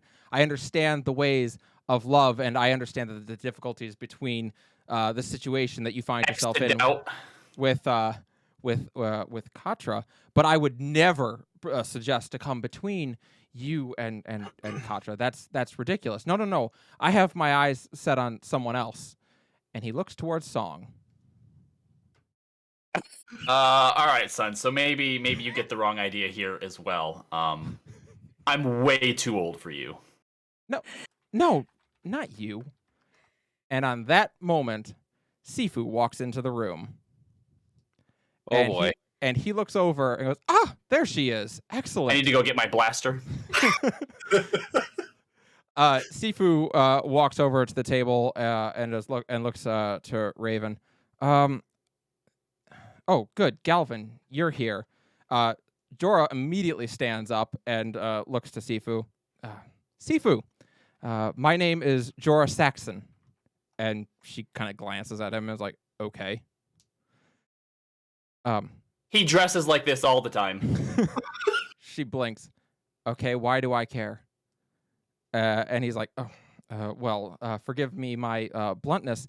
I am come to organize a. He seems to be getting very flustered and nervous. Come on, son, do it the way you're supposed to. Right, of course. Sifu Rukvisla, I am sent here to help to broker a marriage that will unite our clans and help in the support of Mandalore Visla. If you would do me the honor, I would be pleased to have you as my wife. She glances at him, Real like romantic. raising an eyebrow. Then she nods. Yeah, sure. When? And he's like, well, you're only 16, so when you come of age at 18, I would say. She nods. Fine. I'll see you in 2 years. Galvin, I need to talk to you about what you've been working on with HK-47. Oh, okay. Okay, great. Can I come find you in your lab later? Yeah. That's, Okay. that's She fine. nods. Great. And then she looks to Jorah. All right, I'll see you in a few years. And she goes to leave. And Jorah just like stands there kind of dumbfounded for a moment, like, Yeah, so is Raven. wonderful! All right, excellent. And he looks to you, Song. Sure. Father, I'll see you in a few years then. Sit down, son. Oh no. He'd be like, oh, we're already getting along so well. And he sits Yeah. down. Oh no. So let's sitting there talk a little smirking. bit. Let's talk a little bit about this uprising. Oh, certainly. Mandalore, what do you know about it so far? I said. Just that Yeah. there is an uprising? Truthfully, we're only still hearing whisperings of it. No one has formally come out and declared against us just yet. Well, tell you what. If you would like my daughter's hand in marriage, why don't you look into that a little bit more? Find out how credible it is. Who is it? You know, what are their main problems, and who are they potentially? They're not just going to come out of nowhere. They have to be backing someone. Mm-hmm. There may be Yeah. other ways to quash this. Yes, but we have a ready-made solution here, and she's already agreed. So she has. He But nods. just in case she changes her mind, as is her right to do, let's have a backup plan. He nods. Very well. I shall endeavor for the next until such time as we are able to get married officially. I will endeavor to find out all that I can and try to make sure that this can be a marriage of love rather than one of necessity. And he's going to stand and bow very low, weirdly for a Mandalorian, and flare his cape as he turns and leaves. As he's leaving, I want to lean over to Katra. Odyssey's still alive in 2 years? Katra leans over. I don't know. I don't think he'd survive one night with Sifu. We're going to call that Plan C. Yeah. You've all met Jorah Saxon. Right. He reminds me of that guy that comes to play Magic the Gathering and has to get up and do something every turn. Yeah. Yeah, I got that vibe too. He's The guy best. you don't want to come over to play Magic. He's the best. That did not go where I expected it to go, and like, props for that. Yep. The only thing I wanted so much more was for Song to say something to the effect of, "Come on, Raven, it's for the good of the clan." But yes, no, he's not about to break up a beautiful couple, and he certainly isn't after a man in his 40s or 50s. 50s. Hey, to each his own. I'm basically middle-aged. Yeah, basically middle-aged. All right. So outside of that, you have a very surprisingly quiet dinner. Yeah. It's awkward. Well, I don't stay for too long because Sifu wanted to have dinner with me tonight. Yes. So you may go and have dinner. She is on the Razorback and has apparently over the last 3 years she has learned how to cook. Maybe on whatever planet she was on, she learned to cook there. All but cookies. No, she does know how to make cookies, just not your cookies, and she has tried. Don't you worry. But when you get there, there is a nice meal prepared. She kind of peeks her head out from the galley and smiles. Oh, hello. You made it. I did. You didn't eat too much of whatever food that was. Not too many breadsticks, I hope, right? No, as endless as they are, I did not fill up on them. Good. But that Jiro guy, huh? Oh, Jorah? Yeah, he's interesting. That's quite a color for armor. Yeah, you know who he reminds me of? No. Raj. My father never wore purple. He did wear a cape, though. I wear a cape. She indeed does have a half cape on. Yeah, look at that. You know what? You're right. Match made in heaven. She nods and goes and sits down across from you to eat.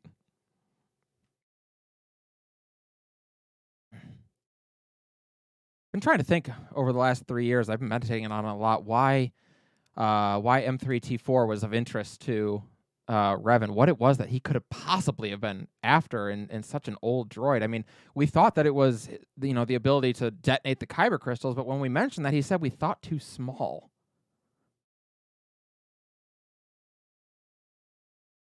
Well, look, I don't know much about, Force stuff. But kyber crystals are connected to it somehow, right? Yes, they are. And everything's connected. All things are connected. I don't know. Maybe he has some weird force magic way to just blow up everything. Well, that is a terrifying thought. I Yep. hope. I don't Sure is. think he would require M3 for that, but maybe. Still, I don't know. I'm going to try and talk to Galvin about it later. I reach across the table for her hands. Sets down her fork and gives you her hands. Close your eyes He closes her eyes. and just think cortosis ore. She's like, what's cortosis ore? Fuck. Nothing. Don't worry about it. Classic. Callie, the thing that I had asked Ozzy to make for Sifu, the Yeah, special armor. She's wearing it. Oh, she already gave it to her. Oh, okay, Yeah, cool. She's wearing it. It's on the picture, I think. The pauldron. Well, because I had given her the pauldron to start with, and then before she left, I was gonna have her make like a suit of like specialized like Mando slash she's not. Jedi She's thing. not wearing that yet. No, she hasn't been given. Okay. I want to be able to give that to her. I'd have been like, "Fuck you, Ozzy," for just being like, "Here's some armor I made you." Yeah, no, she has not been given that yet. So did you talk to Mandalore about this trial? I did. Am I off the hook? Not so much. No, you are going to show, and I'm going to speak at your trial. You'll be happy to know. Yeah, I figured you would. No, I was assured that were she to try to not give you your tribunal, she would not get a moment's peace until she did, and I could not help but agree that that is probably true. Raven. She thinks she's gonna get peace after this trial? No, I would suspect not. No.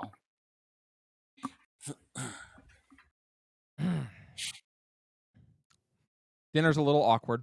You haven't Yeah. seen each other in a while. And I put a little hollow chip up on the table. what is that?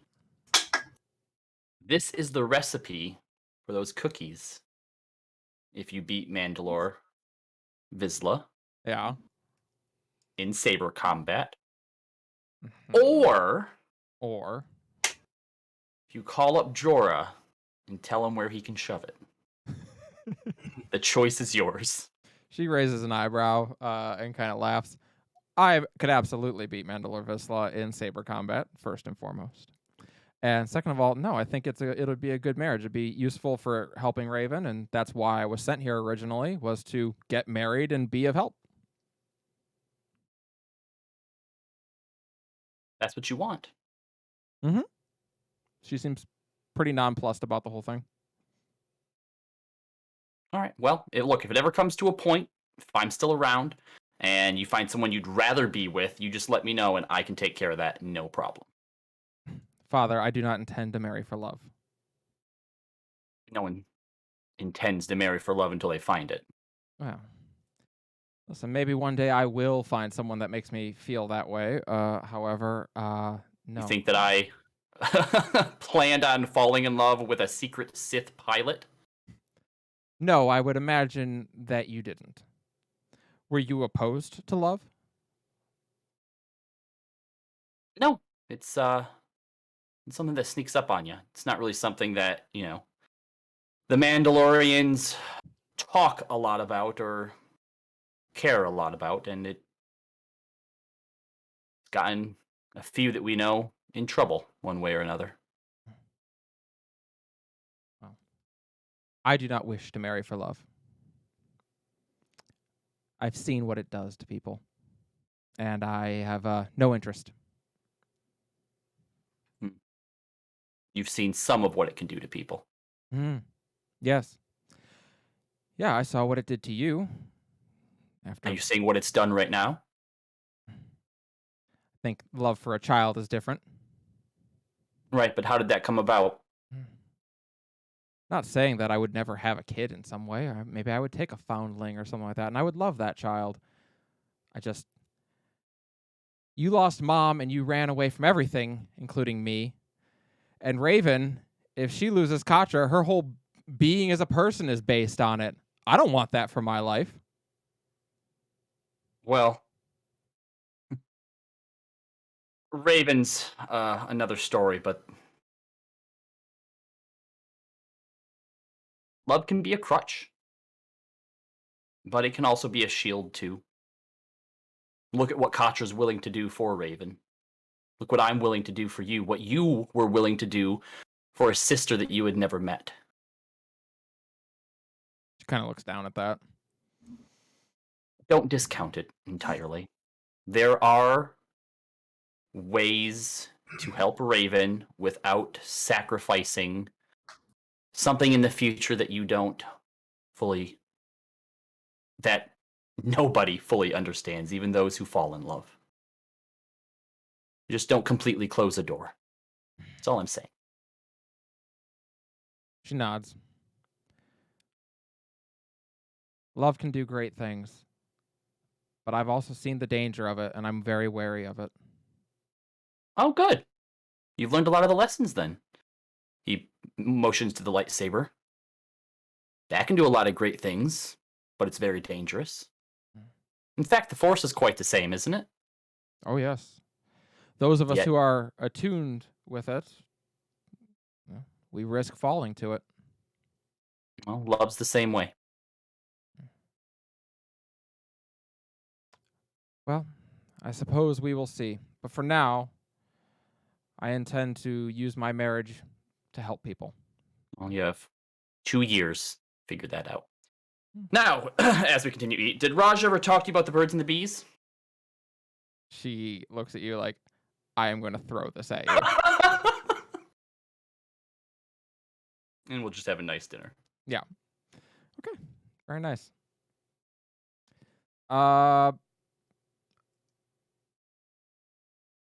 Galvin, unfortunately, she does not have a lot of insight as to. No, but she. We'll do this anyway. It's later that night, Galvin. You're in your lab when Sifu knocks at your door. Come in. The door opens and the young Jedi Knight steps in. She kind of smiles over at you. It's good to see you again, Galvin. Ah, you as well, Sifu. You look well. Thank you. You continued to train with the Force in my absence? Probably not so much as you or Anaris are accustomed to, but I have been using it here and there. Definitely helps with my work. Good, I'm glad. I've heard a little bit about your work with M3. It sounds like you've barely been able to scratch the surface, not for lack of effort. Yeah, there's a lot to sift through there. He is ancient would be putting it lightly. He has been around for Statement. a long time. Statement. I don't comment on your age, Master. Do you want to? Statement. Galvin's hairline is receding just a little bit. It's hard to tell, but I can see I can see it with my sensors. Galvin starts. Well, you look well for your age, M3. I won't stoop to your insults. Statement. That is because you build me new bodies when I when I get old. Query. Why do mortals not remake their bodies? You could become cyborgs. You would be much more powerful. I had. Sifu's just like, M3, it's good to see you haven't changed at all. Statement. It is good to see you as well, Sifu Rookvisla. I am sorry that you got stabbed.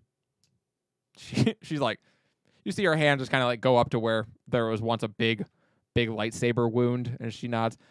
Yeah, that wasn't great. Not my favorite moment. But it is why I'm here, actually. I'm thinking about it since I was away.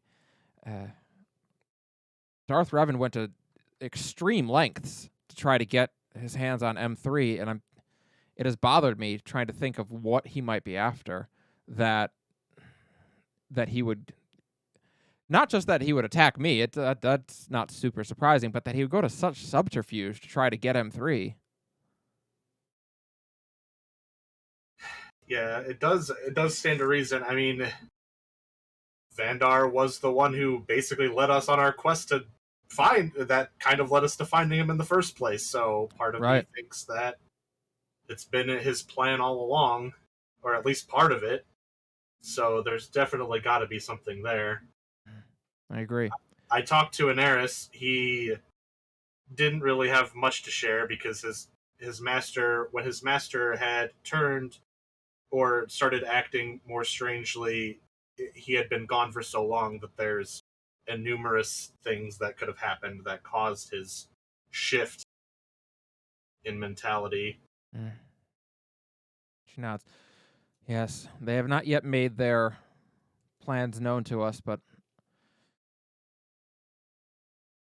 we were training.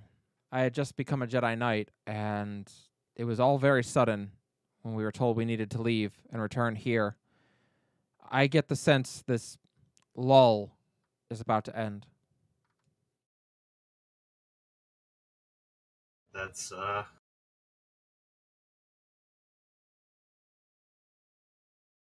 unfortunate to hear. They haven't made any headway. Keep at it, Galvin. I have faith in you.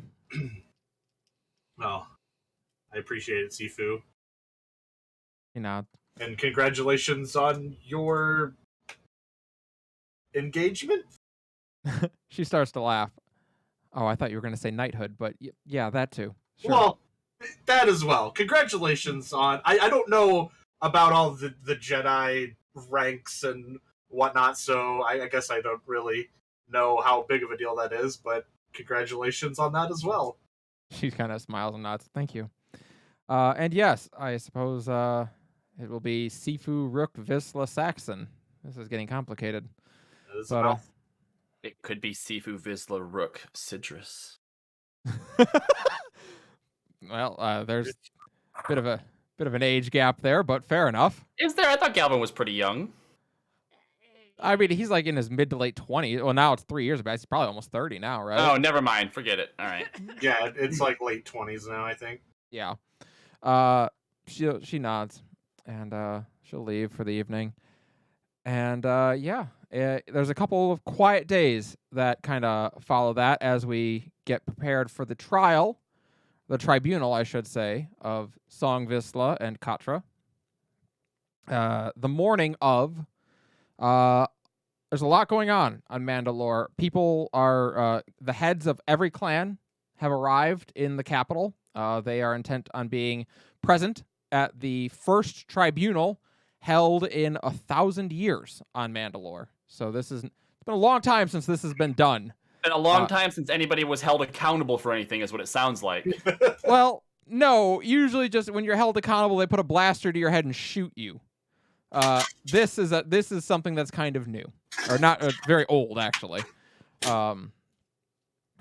But yes, it's an interesting morning as people who are going to be present in both trials have begun to arrive. Song, your trial will be presided over by Raven, Galvin, Anaris, Stumpaka, and Sifu, and Ozzy actually would also be part of it since they were your compatriots that you most directly betrayed. They will have the final say over you, whereas Katra is being presided over by Mia Visla, Saurus Visla, Ark Visla, Aiko Visla, Jarka Visla, and Miru Visla, who each of you has been assigned one of them. So A lot of Vislas. a lot of Vislas. Well, she did betray a lot of Vislas, so that would be fitting. So it's the morning of, and everyone's kind of just getting prepared to be taken in for the tribunal. Katra, Raven, steps out of Katra steps out of her room, and you're out talking with Song as she emerges. She is dressed appropriately for this. Not to say she's dressed super nice. She's not in military uniform anymore because she's not allowed to be, but she is dressed nicer for it. And she kind of approaches you and Song and looks up and nods. Well, this is it then, yes? You nervous? Yes, actually. Excited, I think, is the word that I'm looking for. I haven't seen them in a very long time, and even if they are going to sentence me to death, I miss them, and I'm looking forward to seeing them again. Looks absolutely terrified. Because if they sentence her to death, Raven's the one that has to do it. Well, no, not necessarily. Technically, I mean, she might get. She will actually get to choose what her method of execution is. She could choose for you to be the one to do it. I don't know that she would be that cruel to you, but So seeing that out of the three of us, Raven is the one who's most worried, I just looked at Couch and be like, "You think that she was on trial?" Katra looks to Raven and is like, they would never be able to find her guilty. Yeah, with that, you are all led in to a building that has been remodeled for the purposes of being something of a courthouse. It is not a courthouse the way we think of it, but there is a large gallery, a circular gallery surrounding a central pit area that has a table that one can sit at with chairs on the other side. There are 6 chairs lined up on the other side with one chair on the near side. And to the bottom of the table, perpendicular to both sets of chairs, there is a higher stand that the adjudicator will stand at and preside over. Song, you are up first. So you are Katra is taken to a holding area in the back of the place and is told to wait along with the 6 people that will be presiding over her. They're not together. They are in separate rooms. However, Song, you are taken out and brought to the single chair on the other side, whereas Raven, Galvin, Anaris, and Sifu and Ozzy are taken to the other side to sit across. And the adjudicator enters in. All around you, you can see leaders of clans, high-ranking Mandalorians, prominent heads of families. It's a crowd of people who are pretty freaking important in Mandalorian culture are here for this. And the adjudicator stands. All may enter. We are here today to preside over the first 2 tribunals in 1,000 years. Jorah is there, Malkyria. Jorah, you can see Jorah sitting next to Gar Saxon. He is the easiest one to pick out of any of them. He is hard to miss.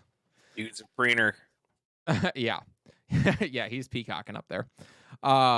We are gathered here to preside over the first 2 tribunals in 1,000 years. For the last millennia, Mandalorian justice has been dealt swiftly at the end of a blade or at the end of a blaster. But these are new times. We stand united in a war for our very existence, and at the end of this war, things will look different than they were before. And to that end, we've decided that maybe it is time that those who do wrong are judged not by the leaders of clans, but by those that they wronged. Song Visla, please stand. I do. Remove your helmet.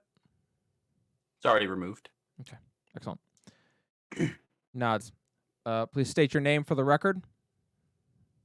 Song Vizsla. And what brings you here today? I think everyone knows that. There was a broadcast that went out during a pivotal moment during this war 3 years ago. Of a broadcast of me asking Isla the Hutt to sow as much chaos with information that I had given her as possible. And that she did.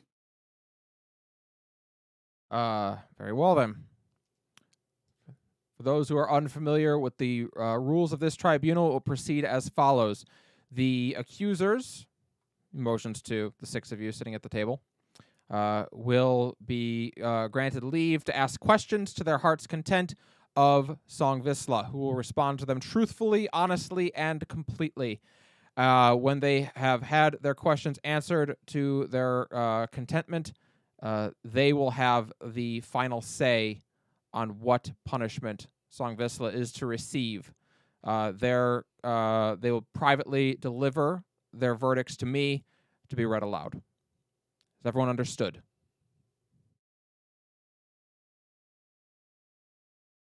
He nods. Very well then. I turn the floor over to sorry. He says, very well then. I understand that some of the heads of clans would like to speak today. And indeed. Gar Saxon stands first. And he talks for a short while about the importance of justice and how he believes that this could be a turning point for the Mandalorians, how this could be a powerful moment in how Mandalorians deal with criminals. For too long, they have been either let go and not held accountable or punished to an extent that was not necessary, and this is probably a better way of doing it in his mind.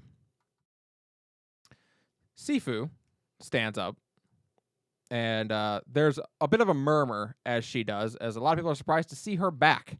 They didn't realize that she had returned, but she is here for this. I will be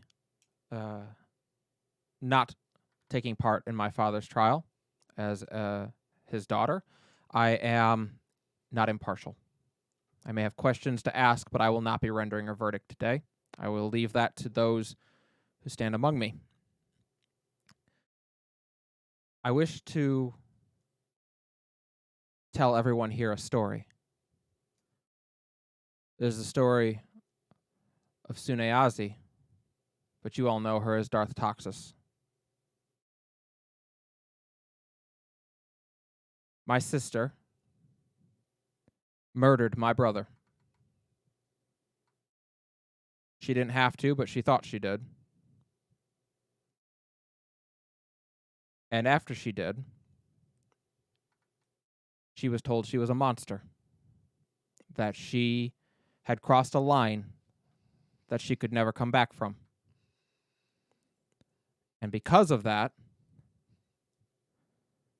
she went further and further down that dark path. She became the monster that she was called. We know her as Darth Toxus, and we've seen the cruelties that she inflicted on this galaxy. We are going to set a new precedent here today. And I would like us all to remember that the precedent that we set here today is not just being seen by you, by the leaders of clans, but also by thousands of young Mandalorians who may one day find themselves in similar positions as my sister. Because I can't help but think that if one person had had the courage to say to her that she had done something terrible and she would have to spend the rest of her life atoning for it, but that she could still live a happy life, I still wouldn't have my brother back, but I would have a sister today. That is all I will say. And with that, she takes her leave from the table and goes to sit out in the audience. She sits with the rest of Clan Rook. I look to my compatriots. You are all given leave. You may ask Song Vizsla questions to your heart's content that he must answer honestly, completely, and truthfully. Whatever you feel will help you to render a verdict.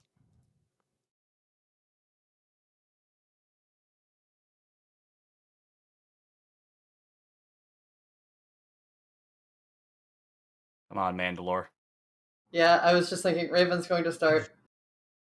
We've all seen what you did. Let's ask a single word. Why? Because I was angry and I wanted what I thought would be justice. At the time, I had thought that the war that it affected not just myself, but countless others on both sides, Mandalore, the Republic, all across the galaxy, was the doing of Mandalore Thomnus, Katra. Someone who had decided to act solely on their own in what they honestly believed was the benefit of their people. But it was one person acting. And in my folly, I did the same thing. I acted solely based on my own emotions, feelings. Eventually, we'd come to find out that the war, of course, was not Katra's doing. She was just doing what she could to try and protect the people around her.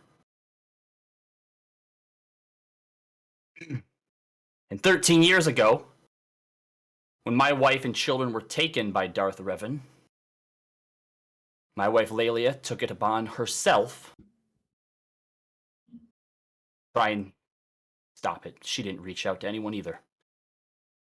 There's a lot of things that I want to say before all of you. I thought it'd be a lot harder, but, based on what leader of Clan Saxon has said, and even my daughter, I feel like the winds are already blowing in the right direction, but a lot of the pain and the suffering that a lot of us have gone through or caused over these past 16 years is because we as Mandalorians think that being alone makes us strong. That's what we're taught as we grow up, isn't it? Find the biggest, most dangerous thing you can and kill it. That's all that matters. Maybe that's a Rancor, maybe that's a Krayt Dragon, maybe that's a Sith fleet. But we also go out in squads, don't we?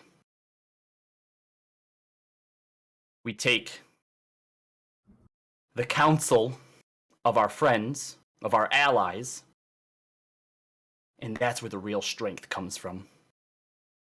We sit here and talk about how the Mandalorian people are going to change after this war, that these trials are showing us the future of Mandalore. It's not. It's bigger than that. Because we wouldn't be where we're at right now if it wasn't for the Jedi. If it wasn't for the Republic. True strength comes in numbers. And if Katra would have went to you, Raven, and the rest of Clan Vizsla, with what she had been told, who knows where we'd be now. If I would have went to you, Mandalore, and talked, instead of telling Isla what I did, well, she probably still would have betrayed us, but I at least wouldn't be standing here. And if my wife would have reached out to someone, anyone, maybe my daughter would still have her brother after all. What I did was wrong, and I will be held accountable for it. But true justice going forward is going to be our people realizing that strength doesn't just come from finding the biggest monster we can and laying it low. It's about trusting in one another and not putting all of our hopes onto a single person. Hope that answered your question, Mandalore.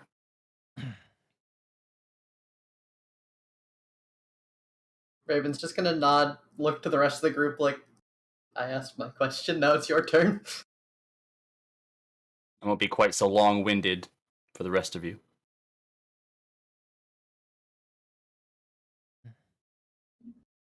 Aya looks to you. You are my brother. And all my life, I have found myself questioning your decisions. As you should. Indeed. Do you regret what you did?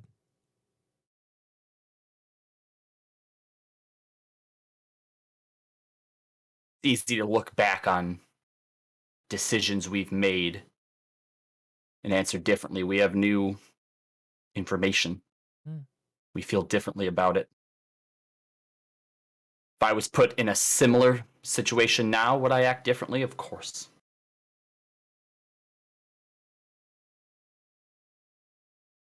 But if I was put in that same situation with that same information, would I do it again? I believe I would. And that's why going forward, the importance that we have to put on keeping each other in check, especially those of us that sit at the top.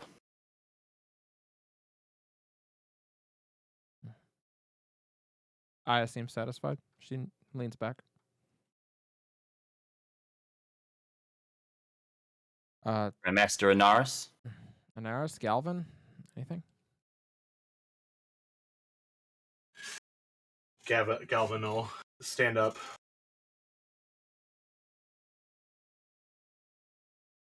And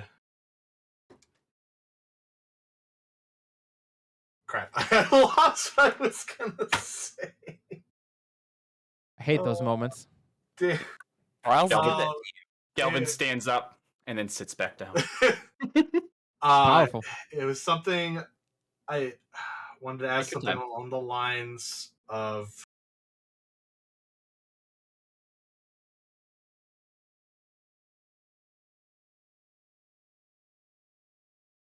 we've all made mistakes. Some more so than others. You said you deserve to be held accountable. But do you believe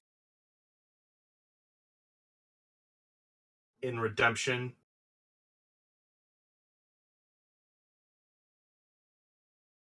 Yeah.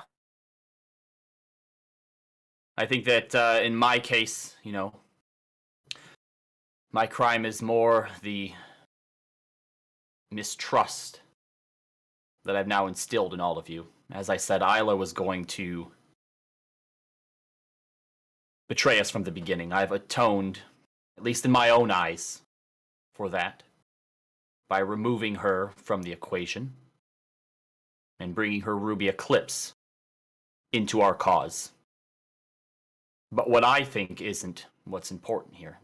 Justice is not for the perpetrator. Justice is about making sure that those who are wronged feel some sort of completion end to their pain. So do you believe in redemption, Galvin? I do. That's good for me. Do you believe that you I can? laugh a little bit. He chuckles a little bit as well. Do you believe that you can give that to those you've wronged? That feeling, satisfaction. I hope so.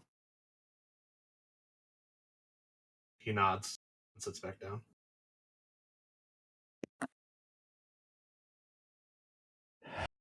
I slowly stand up and just kind of pause for a minute.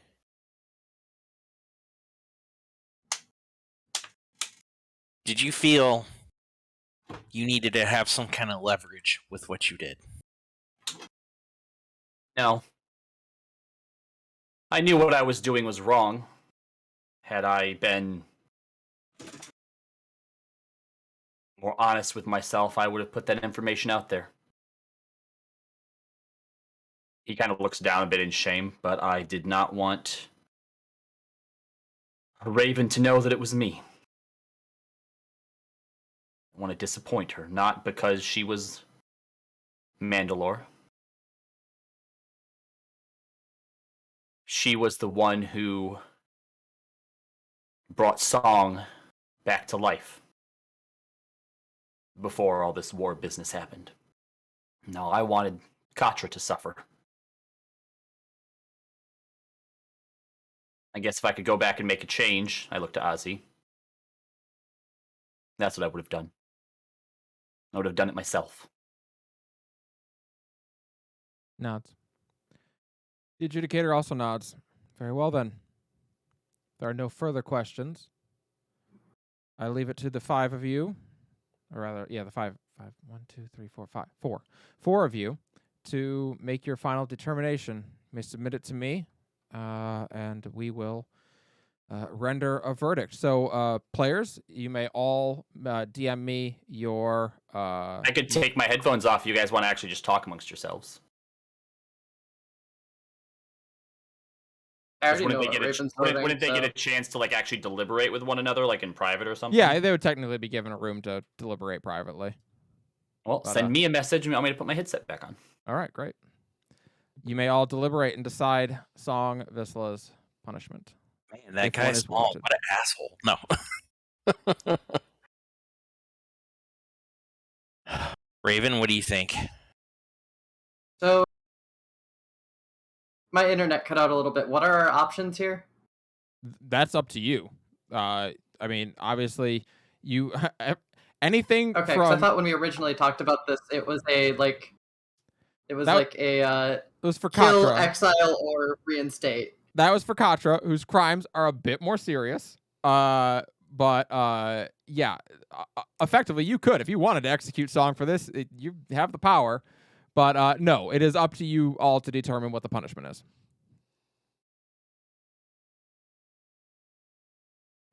While he may have wronged all of us in some capacity, I believe that Raven, you're the one that got the brunt of it. Or so. What do you believe should happen? Something stupid. He endangered the war effort, but ultimately paid it back. I think already.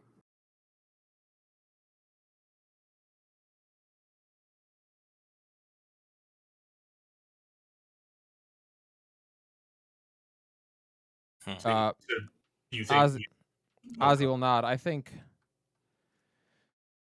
Listen, my brother's an idiot.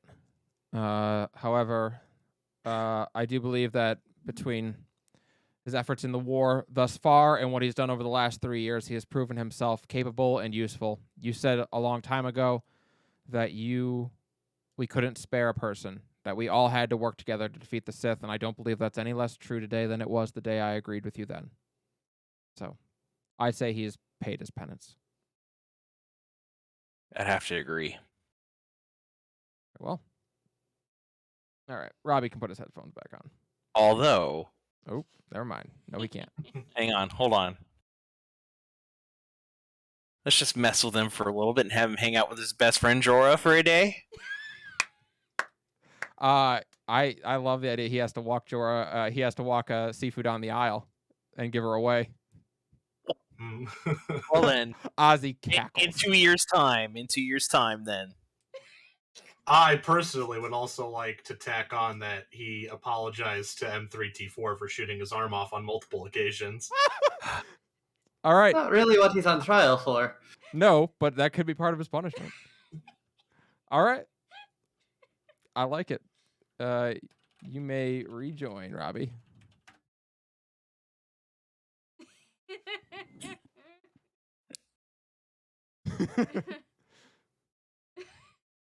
How's it going? Welcome back. I didn't go The- far. The adjudicator glances down at the digital pad that has the recommendations for sentencing placed on it, and he looks at it for a long moment before looking Oh, at no. the four of you. Pardon me, Mandalore. Is this correct? Raven's just gonna slowly nod. Song like narrows his eyes towards Raven. She smirks back at Song. Very well then. Song Visla, by your own admission, you have admitted to your guilt in that which you were accused of. You are sentenced to the following. You will serve 3 years in direct service to Mandalore Visla with a credit of 3 years served for your actions over the prior 3 years. So yeah, that one nullifies out. Mm-hmm. You will, and I quote, issue an apology to the droid M3T4 for the destruction of his limbs, whatever that means. Sure. M3, I'm sorry. And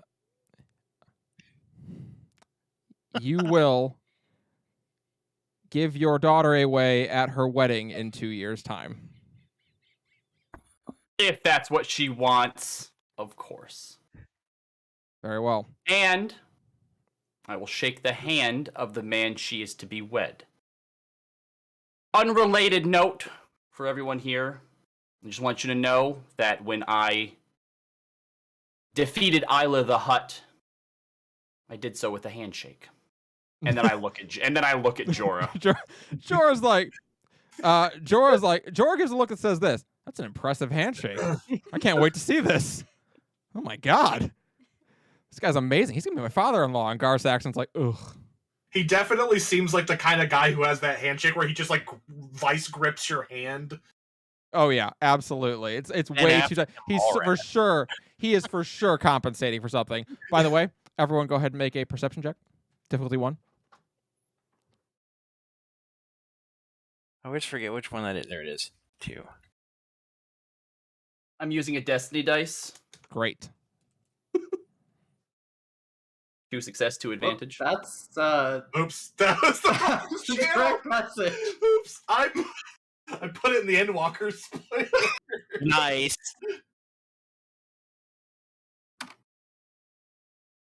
Ooh, someone got a triumph. Excellent.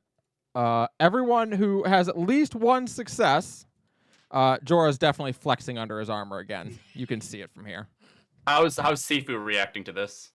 Sifu is smiling. She seems Okay. quite pleased with the outcome. All right. And Song, you are dismissed. Your charges against you rectified.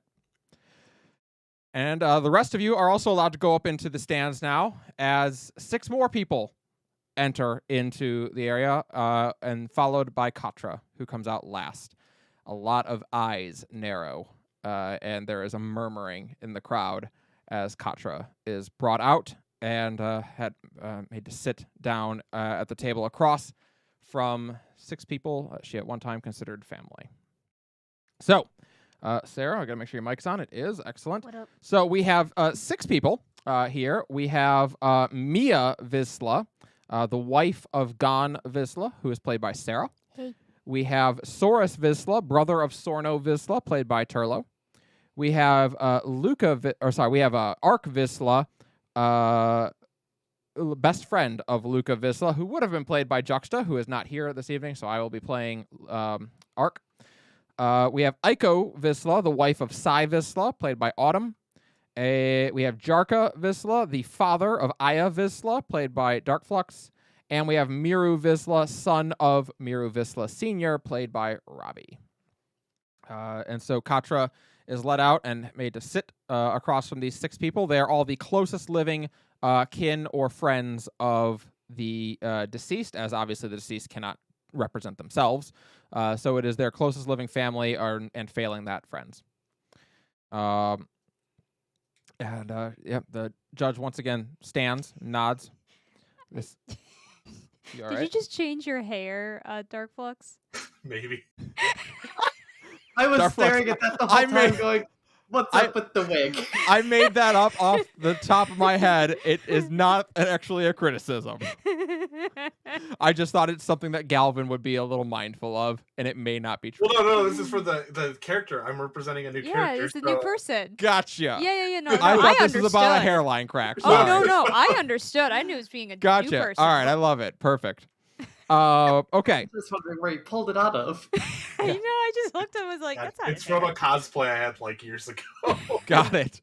So the Sorry. judge nods. Welcome back. This is the second of our 2 tribunals today. This is the tribunal of Katra. And I understand that she wishes to say something at the beginning of this. And Katra will nod and stand. Good afternoon. My name is Katra, formerly Katra Visla.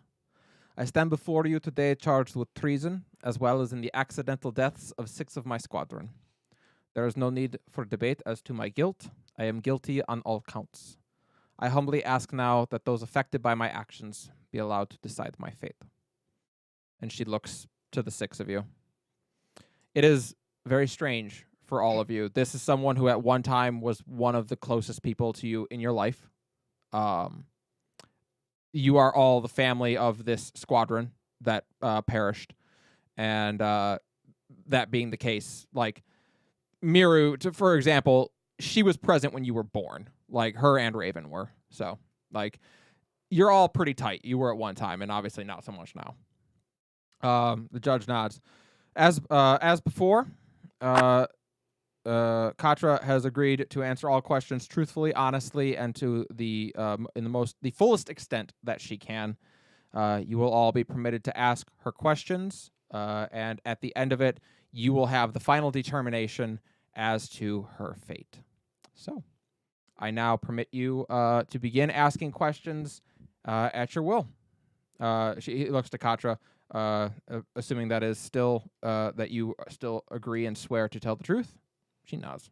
Yeah. I did not come here and request this so that I could lie. All right. Whoever wants to go first may. Mirror, being the youngest, is just going to look to his elders. I guess Aiko will speak up. Very well. Aiko Visla. Have to actively try not to do Raven's accent. I think your wife may have put it best in the previous trial. Why? That is a long answer to a big question. Could I ask you to be more specific? You have time.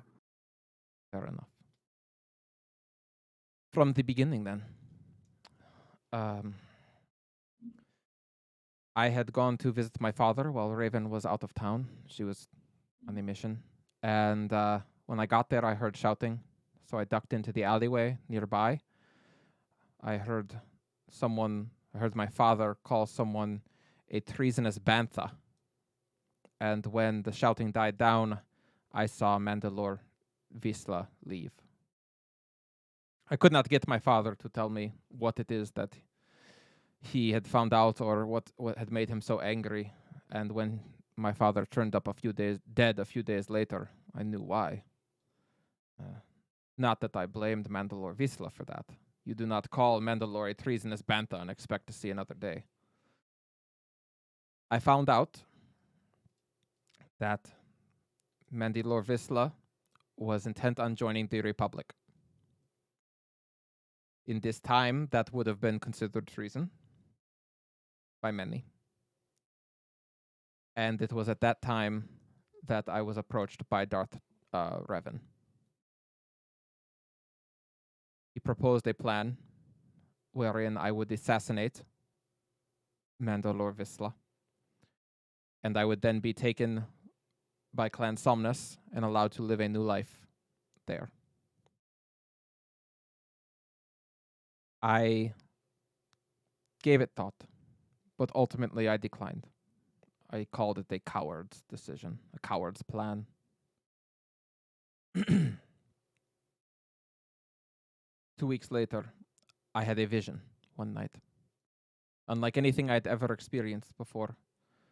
When I woke up, I was floating among the stars with a woman speaking to me that I now know to be Lelia Vizsla, but I did not know her at the time. I saw a massive fleet, a Sith fleet, unlike anything I had ever seen or understood before. It was visceral and real. I would have sworn anything that I was actually there experiencing it. And she told me that this fleet would be ready in 10 years' time. And I had then to figure out a way to stop it.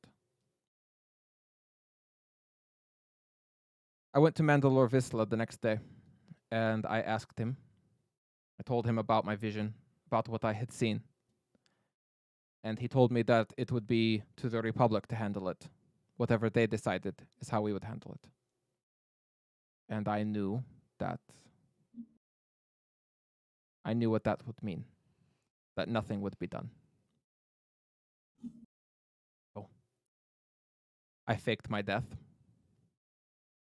and I took over Clan Somnus, and then I challenged Mandalore Vizsla to combat for the right to rule, and I beat him. And I became... You left some out. Mm. In faking your death? Yes. Some deaths weren't faked.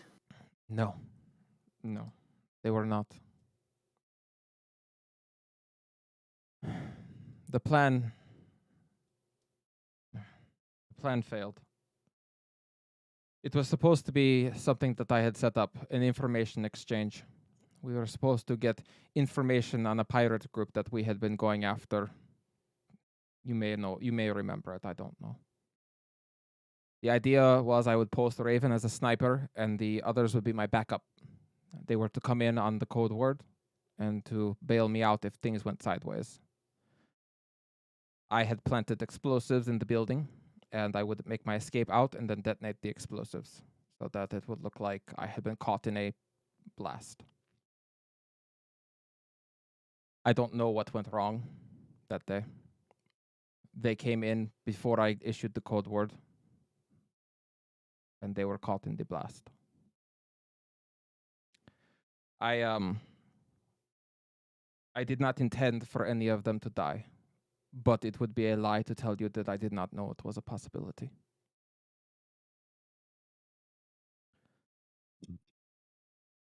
There are... She's getting emotional. There are people all around this planet now, I hear it, who say that they made a sacrifice, that they gave their lives that we might have a chance to fight this war, and it isn't true. They did not sacrifice anything. They did not give anything. I sacrificed their lives. I paid their price with lives that were not mine to spend. And I would give anything to change it, but I cannot.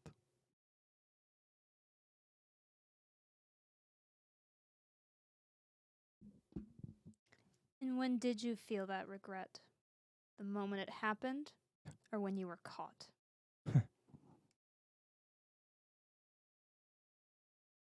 I wanted so badly to tell everyone. I wanted to tell Raven what I had seen. I wanted to tell Shije, my mother, what I had seen. I wanted to tell all of them, but I knew what it meant. If I told them, then they had two choices. Believe me and become traitors with me, or don't believe me, and kill the treasonous girl in your team. I wasn't going to put that decision on them. And because of that choice, they died. I regretted it the moment it happened. And I thought then maybe I would give it all up. I would just come forth and admit what I had done. I also thought about putting a gun to my head and joining them. But if I did that, then truthfully, they died for nothing. So I pressed forward.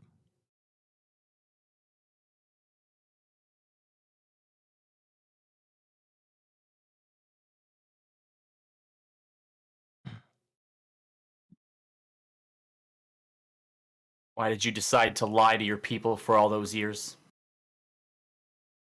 Masquerading as someone you weren't.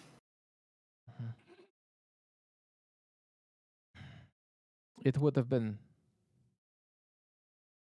better to get to be Katra, to be the leader of Clan Visla and the leader of the Mandalorians, but I could not risk revolt. I could not risk. I had no room for error anymore. I had 10 years to get this galaxy ready for a war. And at the time, I thought if I revealed who I was and what I had done, there would be a civil war, and we could not stand it. We would not have the time. We would not be able to conquer the core worlds if we had that. So I took the name Mandalore Somnus, and I decided to appeal to Mandalorians the way I knew would work. To their sense of glory and the right that they had to conquer. And it worked. No one challenged me. And if all that would have worked, and your plan would have went off perfectly, and you stood Mandalore Somnus above the defeated Sith, the Republic, a galaxy united, what then?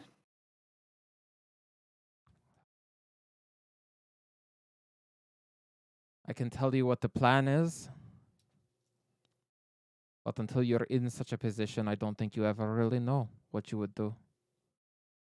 If we had won, my plan was to bring back foundlings, allow them all to return, and then run away with Raven, if she would have me. And Somnus would have just remained the hero that he was.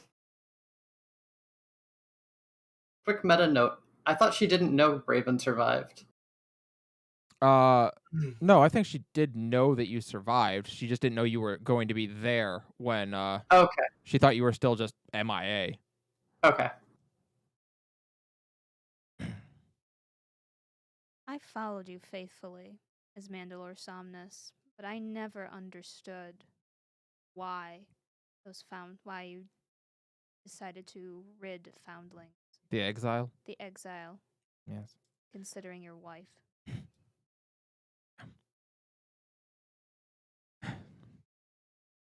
If there is anything that I feel that I truly did wrong,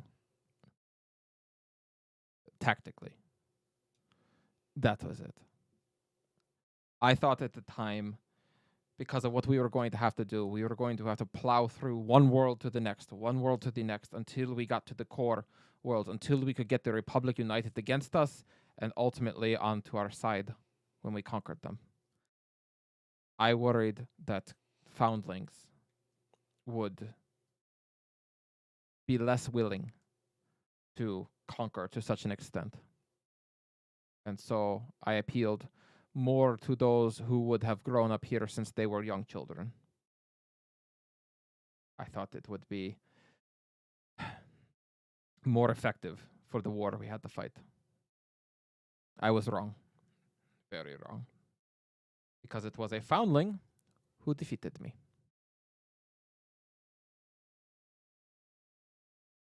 I have a question for you, GM. Yeah, go ahead. Since their marriage between Raven and Katra has been dissolved, Yep. nullified, how much of what remains intact do you think would be public knowledge or that this group of individuals would know of?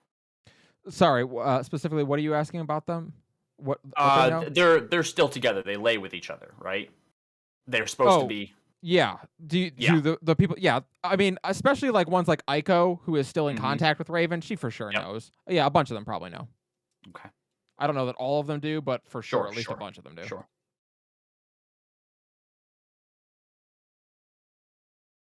Aunt Katra, what would you do Yes, if Miro. someone killed Raven?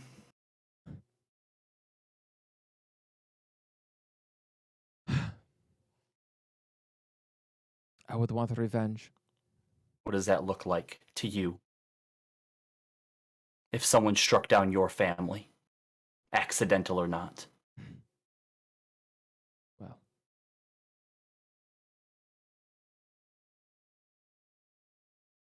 Be honest. I stand by what I said. I would want to kill them. In my heart, that is what I would desire.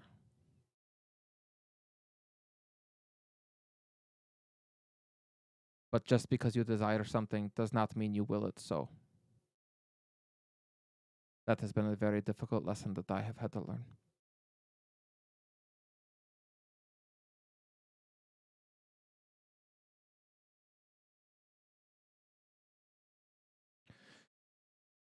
I just want to say that there was a time that I would have died for any one of you. I would still die for any one of you, and I may well get that opportunity.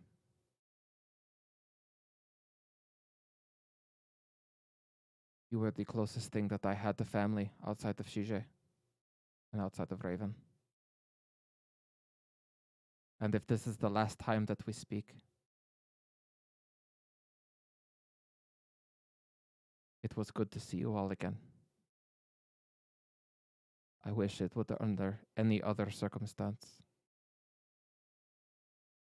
I'm so sorry that 6 people are dead because of my choices. That they cannot be here today.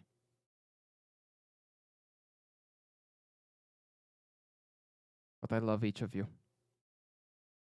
And I never stopped.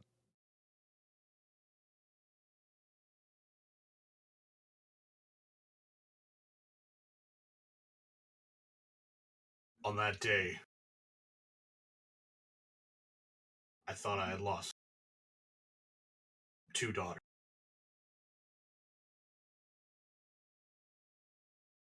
Mhm. I've seen my share of war. I know what loss is like. But to learn that one of my own daughters had betrayed those that she claimed to love, that was something that I had not had to experience before.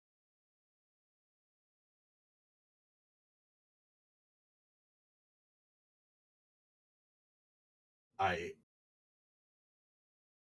still don't really know how I feel because I'm glad to know. I was so torn to know that you were still alive, but at the same time, learning what had actually happened, I didn't know what to do. And I know that plans don't always go the way we want to.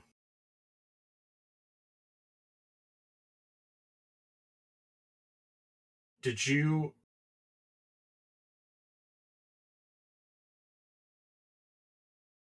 do you think that at the end of all this, what you planned to bring forward, did it help for what I just want to know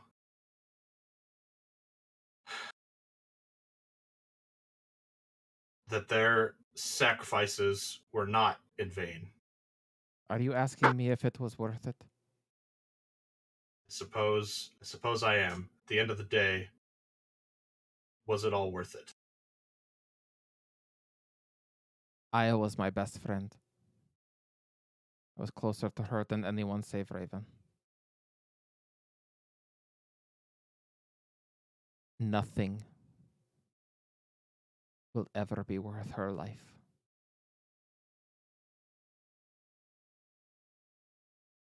I look around and I was talking to Song one night when we were hunting Isla. And I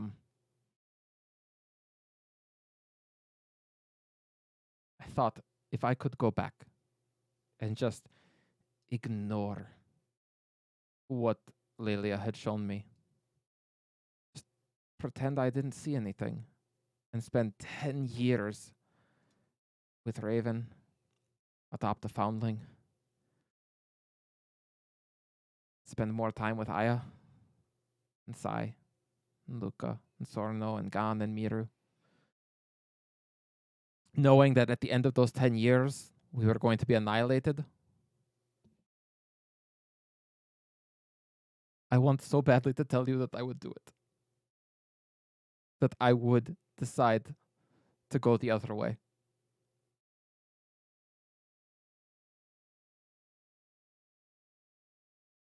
But I cannot say it because I could not bear to watch this with the Sith.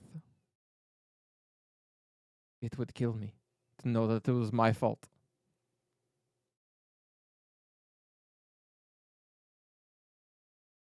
We all have to live with the choices that we make and the consequences of them.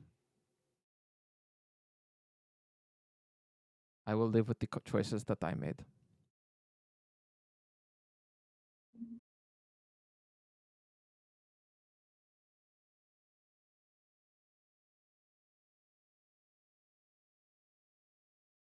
Judge nods. Well, if there are no further questions, I I will- have one more. I don't know if I'm even allowed to ask it. you can. I slip back into Raven. Do you know why Raven forgave you? Do I know why Raven forgave me? I guess that would be a better question for her. But she told me that I always had her loyalty.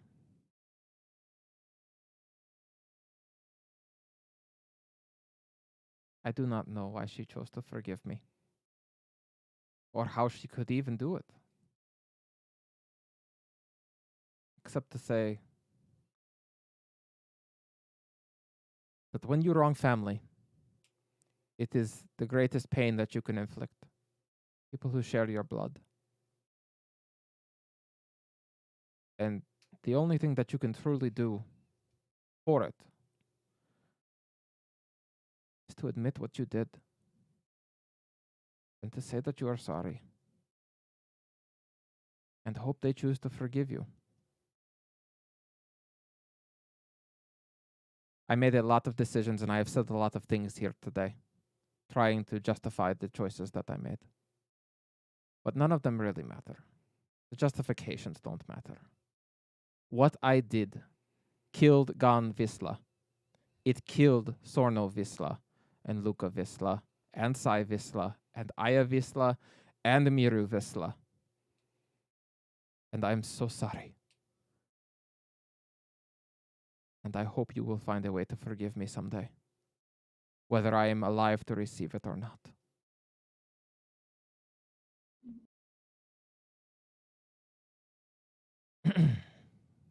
And Judge nods. Very well then. You are all dismissed to deliberate and return to me a verdict. So, our 6 jurors may, or I guess adjudicants may, Tribunalists. tribunalists, yeah, may all make their choices. You may all deliberate, and then when you are ready, send me your ultimate verdict. You can DM it to me on Discord. Well,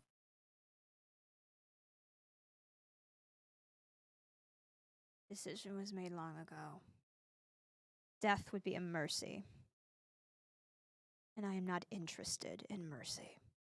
Ah, the Raven Visla line of thinking. Just seeing her again makes me want to strangle her. she deserves to be punished. Indeed. Being stripped of her name, her marriage. See the way that Raven looks at her. None of that means anything anymore. Agreed. Good They can point. continue to look at each other. But every time they do, I want Katra to remember who she took. Any moment of happiness. I want her to remember one less of mine. All of ours. You're suggesting that her moments of happiness are now tainted? Are they not? Did you see how she was on that floor? There is nothing that will be done that will not remind her what she has done here to us. But in time, it's going to grow numb. And in You heard time, what- it'll grow numb for me too.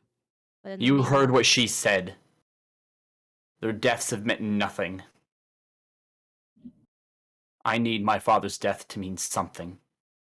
More than just her feeling pain when she looks at Raven. She said that their deaths were not theirs to make. Was not their choice to make, but doesn't mean we can't look around and see that their deaths clearly did mean something. That's Huh. true. That's exactly what That's exactly what I asked her, and she said straight up. Aiko. Sai had 2 kids. I can't believe I'm asking this. Do you think Sai would have given her life to save her 2 kids' life? In a heartbeat? Yeah, you would fucking say that.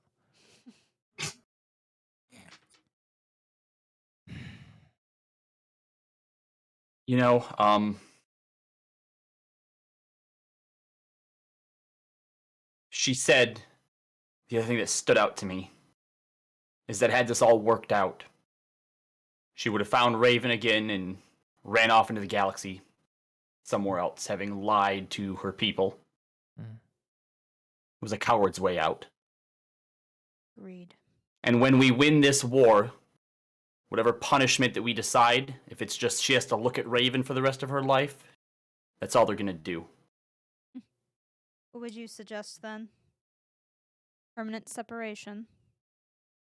You know, the most powerful thing that I've seen today in both of these trials is supposed to be a Mandalore matter.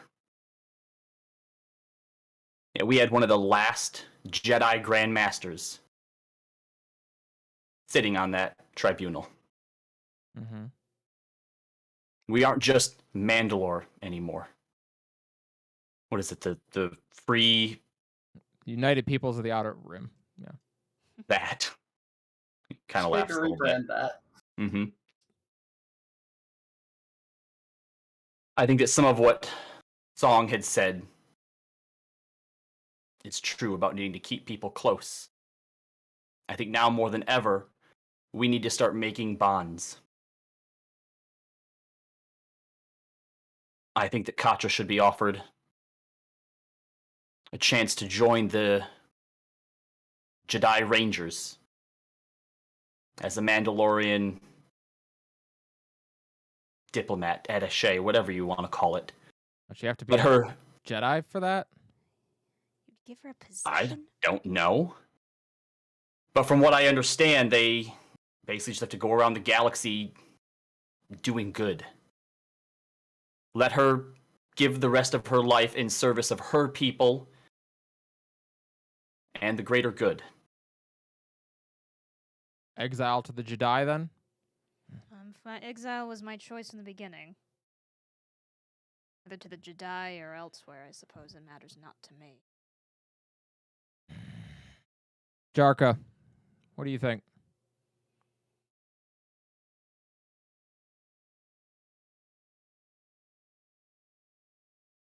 That's you, Galvin. Oh, sorry. I was like just scrolling up. I was like, is that me? Is that me?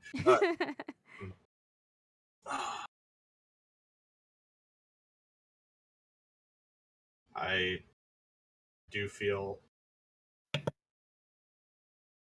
that exile is the right choice. As long as she's around, we ourselves will likely never get past the pain of what she has done. So in order for us to move on and for her to atone for her crimes, I do believe that is the best option. Aiko? Think of how I want to phrase this. Give me a sec. Sure.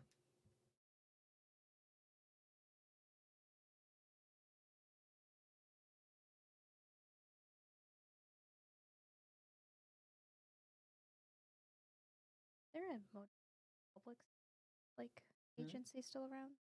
Sorry, is there what? A modicum of like a Republic? No. Okay. Not right now. You guys are the closest thing to the Republic That's right what I now. thought. Okay. I mean, there are like freedom fighters for the Republic still, so kind of. There's just no form of actual Right. government. Like Glora Jost is leading them as best he can right now. Yeah.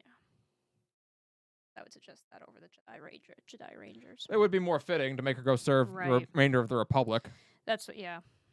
That's what I would. Yeah, think. that's essentially what he's kind of proposing, is creating some sort of lasting bond now between Mandalorians and the Republic, Jedi, blah, blah, blah, blah, blah. Fair enough.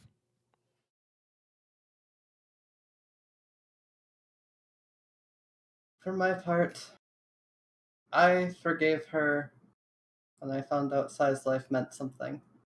That we would have been wiped off the map if not for what had happened. I'm slipping into Raven again. But I think it's worth also considering forcing her a separation from Raven is not just a punishment for Katra.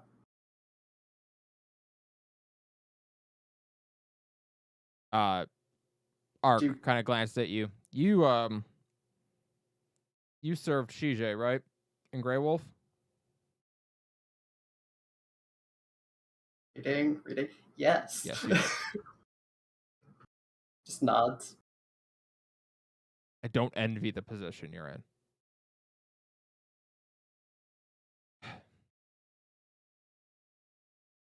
Sorno, what do you think?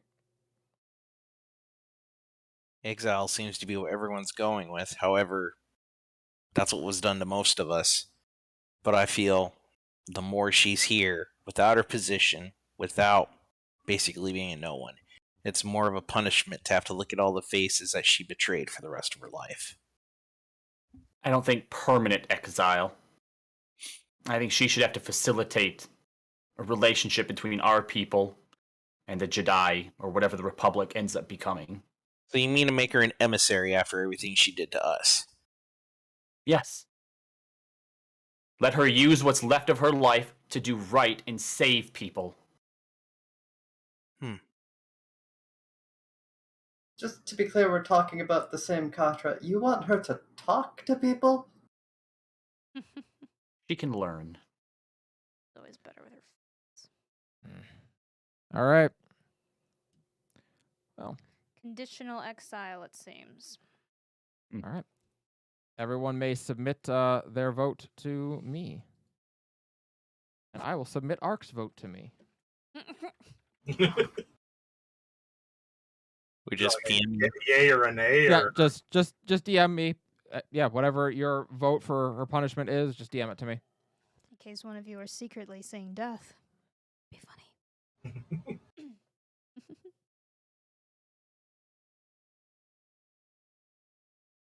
Hey. Hey. Hey. Enough. All right. You are all brought back out and sit down, and Katra kind of glances up. That's properly. The adjudicator looks at the tablet before him, nods. Mm-hmm. Well, then, by a vote of 4 to 1 to 1, it seems a decision has been made.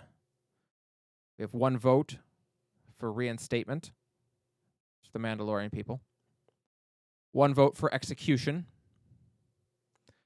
and 4 votes for a conditional exile. Katra kind of glances down but nods. Katra, you will be given an official role within the Mandalorian government to represent our people in accordance with the wishes of Mandalore and the clan leaders wherever you are needed, whether that be our newfound allies in the Jedi or in the remnants of the Republic and whatever is built next. You will never again set foot on Mandalore. But you may... Sorry, I should rephrase that. You will never again set foot on Mandalore in peacetime. During the course of your duties and in this war, you may need to be present.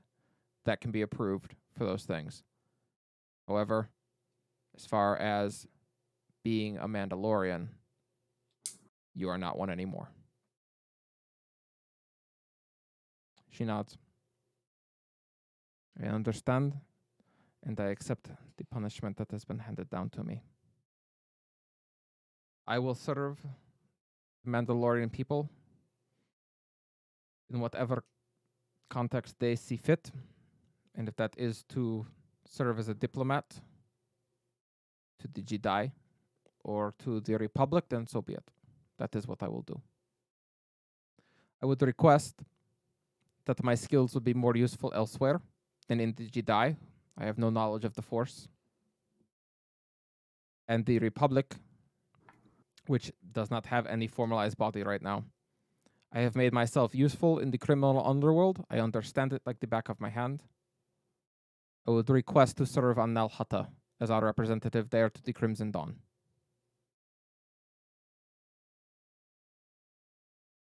Miru nods. The adjudicator looks to you, to all of you. Very well. Very well. Your request is approved. She nods and stands. Looks to you all. It was very good to see you all again. Painful as it was. Thank you. And she will take her leave.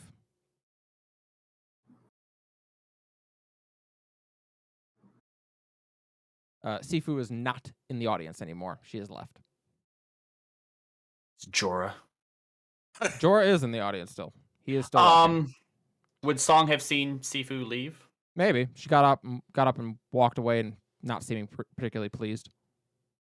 I'd like to go after her then. You're welcome to. She's making her way towards her ship right now. Okay. Call. Sarah, if you need to get to bed, you're welcome to. Thank you. Okay, I fine. appreciate you staying up with us, though. She is kind of at the gangway of her ship, of the Queen's Castle. Sifu? She turns and looks to you. Father. Is everything all right? No, but I had suspected it would not be. I saw this. Like in a force thingy? Yeah, and a force thingy. You're upset about it? Yes, I am. Not as Would you have upset. Not as upset as I would have been if she'd been executed. What would you have preferred?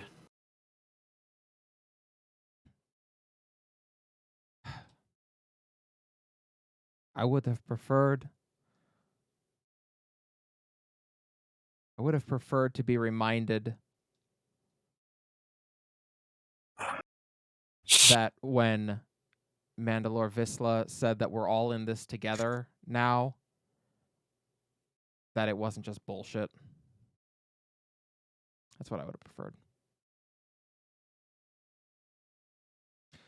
Our people have come a long way in a very short time, but they still have a lot further to go. Clearly. I'm probably not going to see it. I doubt that Raven and Katra will see it. But you, a Mandalore, Jedi, Vizsla, Rook, maybe Saxon, you're going to see it. Maybe you're not going to see it, Father, but maybe they need to be made to see it. And how would you do that? She kind of looks at you. More war? I think we have enough war on our hands. It's all I've known my entire life. Why not more war? Yeah. Make some more Katras, make some more Sifus, make some more Sune Azis. Thank you. You dropped my sister's name on me. Yeah. She's my daughter too. What is the point? If the first time there's a lull in the fight, the first thing we do is start assigning blame for things that happened before I was born. Because if you don't, the reason that people need to see this is so the next Katra goes to her family and asks for help. So the next Song goes to his friends and asks for help. So the next Lelia goes to her husband and asks for help. They don't run off to their ship and think, how can I fix this by myself? Yeah, or the next Song decides, I'm not going to get caught or go to trial. I'm not going to spend 3 years, even though I know it won't matter, just helping because it's the right thing to do. Maybe they'll just go be the next Sune Ozzy instead. Well, I hope her family's around to pull her back from that. Yeah, me too.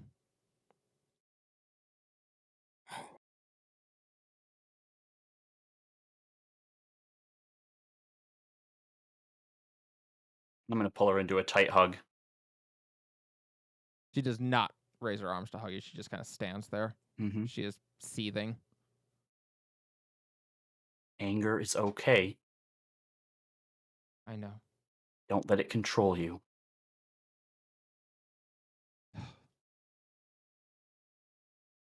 It isn't right. I know. We let 6 people who have done nothing but hurt take their pound of flesh. It's not right. No! Why am I so bad at being good? All we can do is try to do what is right with the power and the time that's given to us. Yeah. Sure. You want to go start a war? No, I'm going to go end a war. At a girl.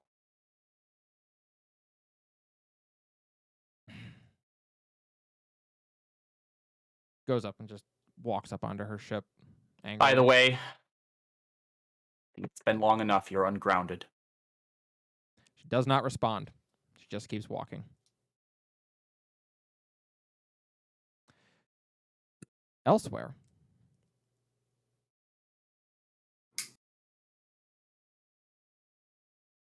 Galvin. You and Raven and Daenerys are in the gallery still, kind of processing. Raven, how you doing? Oh, she is furious. Yeah, I'll bet. Katra has been taken back to holding for right now. She'll be released, in a little bit into your custody for right now until she can be properly set up as an emissary towards Nalhutta, because that's where she's going next. Which ultimately she'll have to figure out what she wants to do with that, because she was at one time the leader of the Crimson Dawn. That might be a valuable ally to have over there, so we'll have to see how that plays out.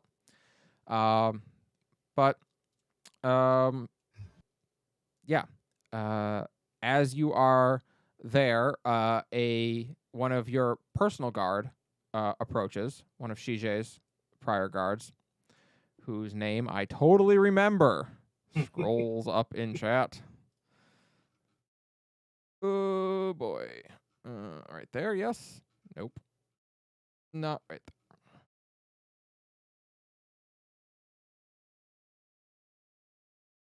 Yo, Autumn, you and I talk a lot. Yeah, we do. I've had to try scrolling up through our DMs to find certain information. I'm like, oh my god. Oh god. Use the find feature if there's a particular word you're looking for. Yeah, I'm hoping I can find this with just Vizsla. I just Thank replied you. to it so you can get it. There we go. Okay. Yes, this is going to be Lana Mudhorn who approaches you. Oh, Mudhorns. Yeah, she's a kind of a badass, but fair enough. Lana Mudhorn approaches you. Pardon me, Mandalore. I'm sorry right now. I know this is probably not the most ideal of time, but an important message has just come through from Jakku. Sorry, my internet cut out again. She just said she knows it's not a great time, but an important message has just come through from Jakku. Okay. It's one of the outpost men we left there. Apparently, a few years ago, someone crashed down in the Jakku desert. She's been in a coma since, but she's awake and is asking for Galvin Sidris. Hearing about this now? Okay. Well, Galvin? Me? Would anybody want with me? Apologies, I don't actually know. Apparently she has been asking for you since she woke up. She says she has information for you. Huh. All right. Well, If you'd like, I can take you and get you in contact with them. yeah. Let's. Guess I'll go see what they want. Lana nods, and she escorts you out of the room. You make your way downstairs to where there's a communications terminal in a private room, and they clear you through. On the other end of the line is a Mandalorian who looks like he's been out in the sun for a bit too long. He has been in back-ass middle of nowhere for way too long, and he kind of nods. Hello, is this Galvin Sidris? Yes. It's. This is Galvin. Oh, no. I'm looking for Galvin with a G. Yes. This is a Galvin Sidris. Oh, okay, good. I thought, sorry, I heard something else. Okay. So a few years ago, someone crashed down here. They've been in a coma since, but now they're up and they're asking about you.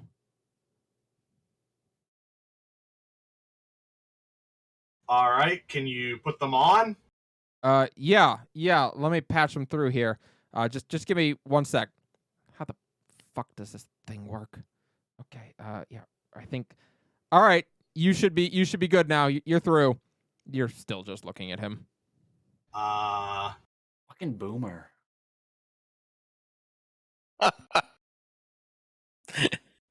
Oh, sorry. Yeah. I don't think you're patched through. Sorry. 1 sec. Fuck. Can we get one tech guy out here? Oh, here it is. Okay. And then it cuts over.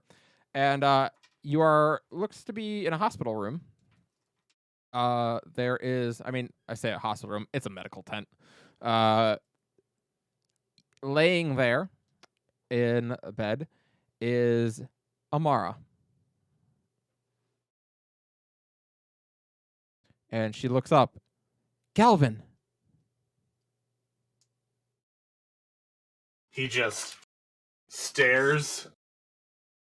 Well, I mean, would I actually recognize her though? Because it's been probably like She 13 years at this point. It's been 13 years. So here's what's different.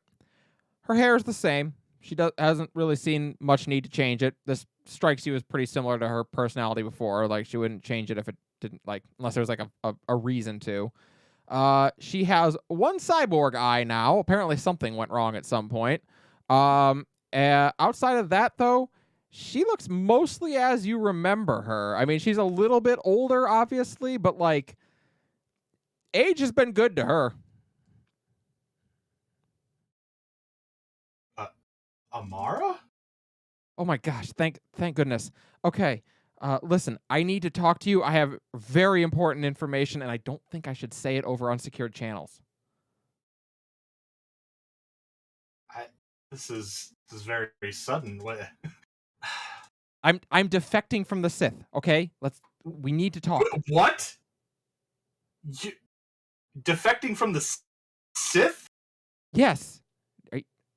Have you lost your are you losing your hearing? No, but I can't believe what I'm hearing. Oh, just taps on his. I don't even know what to say, but Well, you can start with thank you, but that can be later. Okay. I need to get information to you. Can I come there? Can you come here? are you well enough to make the trip, or would it be better for me to come to you? Oh, I'm fine. They keep saying that I've been out for 3 years, but there's no way that's the case.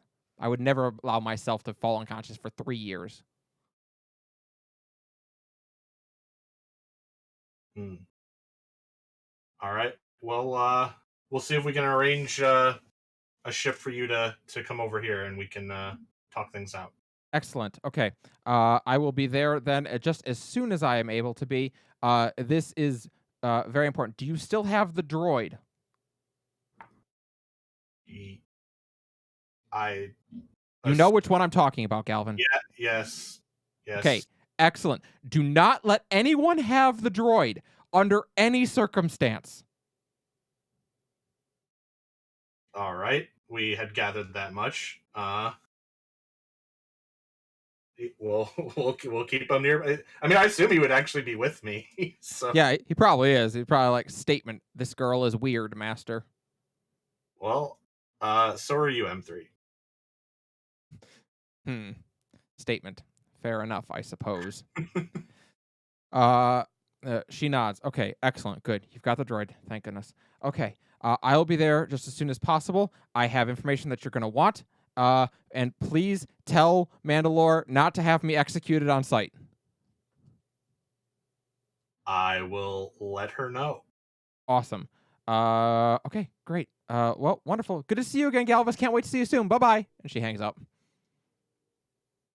She has not changed a whole lot. Galvin's just like squinting, like, did that just happen? Lana looks at you. So, friend of yours? Yeah, very old friend. Got a lot of friends in the Sith? Well, it looks at M3. More than I'm happy about. Yeah, more than I would like to claim, anyways. When people drop that on you, just be like, at least she's not my daughter. Like, you can't get worse than your Damn. daughter being Darth Toxis. Throw that around all you want. And that is where we're going to wrap for tonight.